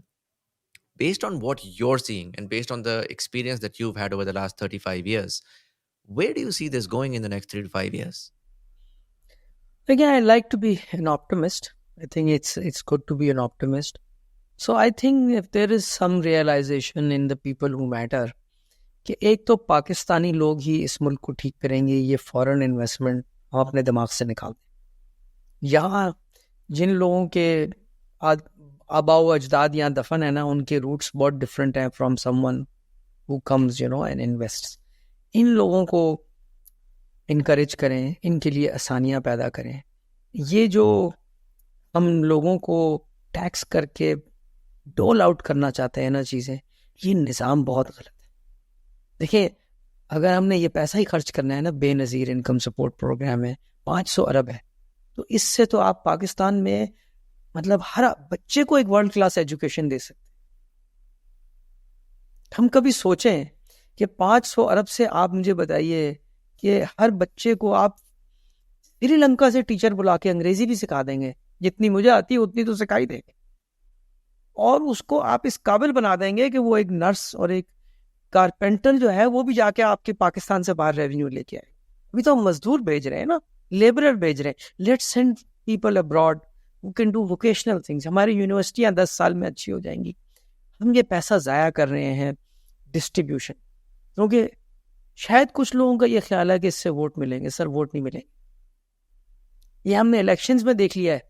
वोट लोग इनकम्बेंसी फैक्टर होते हैं, इनकम्बेंट को तो वोट मिलेंगे ही नहीं कभी। एक्सपेक्टेशन एक्स है और होना नहीं है। सो आई थिंक सियासी लोगों को, लीडरशिप को, people who matter need to have a big heart. लोगों को तरक्की करने दें। ये विलिफाई करना छोड़ दें पैसा कमाना। अगर कोई हलाल तरीके से पैसा कमा रहा है तो उसको विलिफाई करना छोड़ दें, माहौल मुल्क का चेंज करें। बहुत पोटेंशियल है Pakistan. And in the absence of these reforms, assuming that के important लोगों को नहीं एहसास होता और वो इसी सिस्टम के अंदर कंटिन्यू करते रहते हैं कि यार कहीं इधर से हम कोई कोई फैसिलिटेशन काउंसिल बन जाएगा, कोई बाहर से 40 अरब डॉलर आ जाएगा और वो उस ख्वाब में end of the finish line में पहुंच जाएं, तो आपका क्या अंडरस्टैंडिंग है कि फिर ये किधर जाएगी सूरत हाल? देखिए, ये I would like to not think about a doomsday scenario, but I know, how are we going to continue with this? ये law and order, frustration, ये सब चीजें इसका एक हिस्सा है ना, आपको नजर आ रहा है। At least you would agree. What I want to understand is you would agree that business as usual नहीं चल सकता, because inefficient systems crash करते हैं, inefficient systems sustain नहीं करते, over time उसके ऊपर लोड बढ़ के वो eventually crash करेगा। So the idea कि यार ऐसे ही मुल्क चलता रहेगा, वो ऐसे नहीं चलेगा ज़्यादा अर्सा अगर इस तरह चलता और रहा। देखिए, थॉट प्रोसेस जो हम लोगों का पॉइजन कर रहे हैं ना, वो पॉलिसी चेंज से ठीक नहीं होगा। ये जो विजिलेंटी जस्टिस हम बना रहे हैं इस मुल्क के अंदर, मैंने अभी आपको एग्जांपल दिया, वो जो कराची में एक्सीडेंट हुआ, ये विजिलेंटी जस्टिस है। अगर इनके शौहर आईपीपी ओनर ना होते तो शायद कम गालियां पड़नी सुननी पड़ती। ये विजिलेंटी जस्टिस है, और ये विजिलेंटी जस्टिस में कोई नहीं बचेगा फिर। और ये हम सिर्फ ये पब्लिक सेक्टर नहीं कर रहा है, ये गवर्नमेंट नहीं कर रही, तो प्राइवेट सेक्टर में लोग ये काम कर रहे हैं। इकोनॉमिस्ट ये काम कर रहे हैं, पढ़े लिखे चांसलर यूनिवर्सिटियों के ये काम कर रहे हैं। तो आप जाहिल आदमी को प्लीज ब्लेम मत करें, बिकॉज हर आदमी पता है क्या सोच रहा है। वो कह रहे हैं मेरे अंदर पोटेंशियल था यहां तक पहुंचने का, मैं नहीं पहुंच पाया इसकी वजह से। आज वो आईपीपी है, कल वो फर्टिलाइजर सेक्टर होगा, परसों टेक्सटाइल होगा, परसों कोई और होगा। हम विलन ढूंढते रहेंगे क्योंकि हमारा गुजारा नहीं है विलन को ढूंढे बगैर। तो ये मतलब ये जो है ना, द पीपल हु मैटर। और ये देखें, लोगों को ब्लेम करना बहुत आसान होता है, पाकिस्तानी आदमी काम नहीं करता, ये सब रबिश है। यही पाकिस्तानी आदमी आके इंग्लैंड में तो काम कर लेता है, अमेरिका में भी कर लेता है। ये पाकिस्तानी आदमी बिल्कुल ठीक है, इसका कोई प्रॉब्लम नहीं है, ये मेहनती है। आपने रास्ता तो देना है, आपने डायरेक्शन तो देनी है, आपने उसको टूल्स तो देने हैं। वो बेचारा पढ़ा लिखा नहीं है तो वो क्या करेगा? उसको कुछ तो बताइए। आज तो पढ़ाई भी बहुत आसान हो गई है, अंग्रेजी जबान सिखाना, मैथ सिखाना, इंटरनेट का कनेक्शन देना, ये आसान हो गया काम। 20-30 साल पहले बहुत मुश्किल था। Makes sense. Shahzad Saab, I'm going to wrap this up. Thank you so much for taking the time out and sharing all that insight. I hope, again, hope against hope, के हालात बेहतर हो जाएं by some miracle. But it's incredible every time someone who is in the export oriented space वो आता है तो मैं कहता हूँ thank you for your service to the nation. क्योंकि डॉलर जो है ना वो majority Pakistanis have not been very fond of making dollars. वो local प्लॉटों की फाइलों पे ही पैसे बनाते रहे हैं. So thank you for bringing that dollar to Pakistan, and I hope okay, we can see more growth for Pakistan. We can see better times ahead. Thank you so much for coming in. Thank you for inviting me ji. And for all of you guys, thank you so much for watching. अगर आपको ये episode पसंद आई और अपने दोस्तों के साथ जरूर शेयर करिएगा. नीचे कमेंट सेक्शन में मुझे आके बताएं what are your thoughts on Pakistan's economy, Pakistan's power sector particularly, जिसके ऊपर आजकल बड़ी डिबेट हो रही है. क्या IPPs are the ones to blame? क्या गवर्नमेंट के मुआहिदे are the one to blame? In fact, चलें blame तो हम सुबह शाम करते ही रहते हैं. अगर आपको लगता है कि इसका कोई पोटेंशियल सोल्यूशन है, आप जाएं, इंटरनेट आपके पास है, डेटा हर चीज़ का अवेलेबल है. गो लुक एट कि बाकी कंट्रीज में कैसे मुआहदे हुए, बांग्लादेश में क्या होता है, इंडिया में क्या होता है, वियतनाम में क्या होता है, how are we different, how are we the same, how can we potentially get out of this mess. Maybe we can convert our discourse towards more solution oriented rather than just pointing fingers क्योंकि मसले तो हैं उसको तो अब हम avoid नहीं कर सकते. हमने प्रॉब्लम्स भी आइडेंटिफाई कर ली हैं, अब सॉल्यूशंस की बारी आ गई है. So I would love to hear your opinions in the comment section below. But anyways, this was Syed Muzammil Hasan Zaidi. You were watching Thought Behind Things. Thank you so much for watching, and I'll see you in the next one.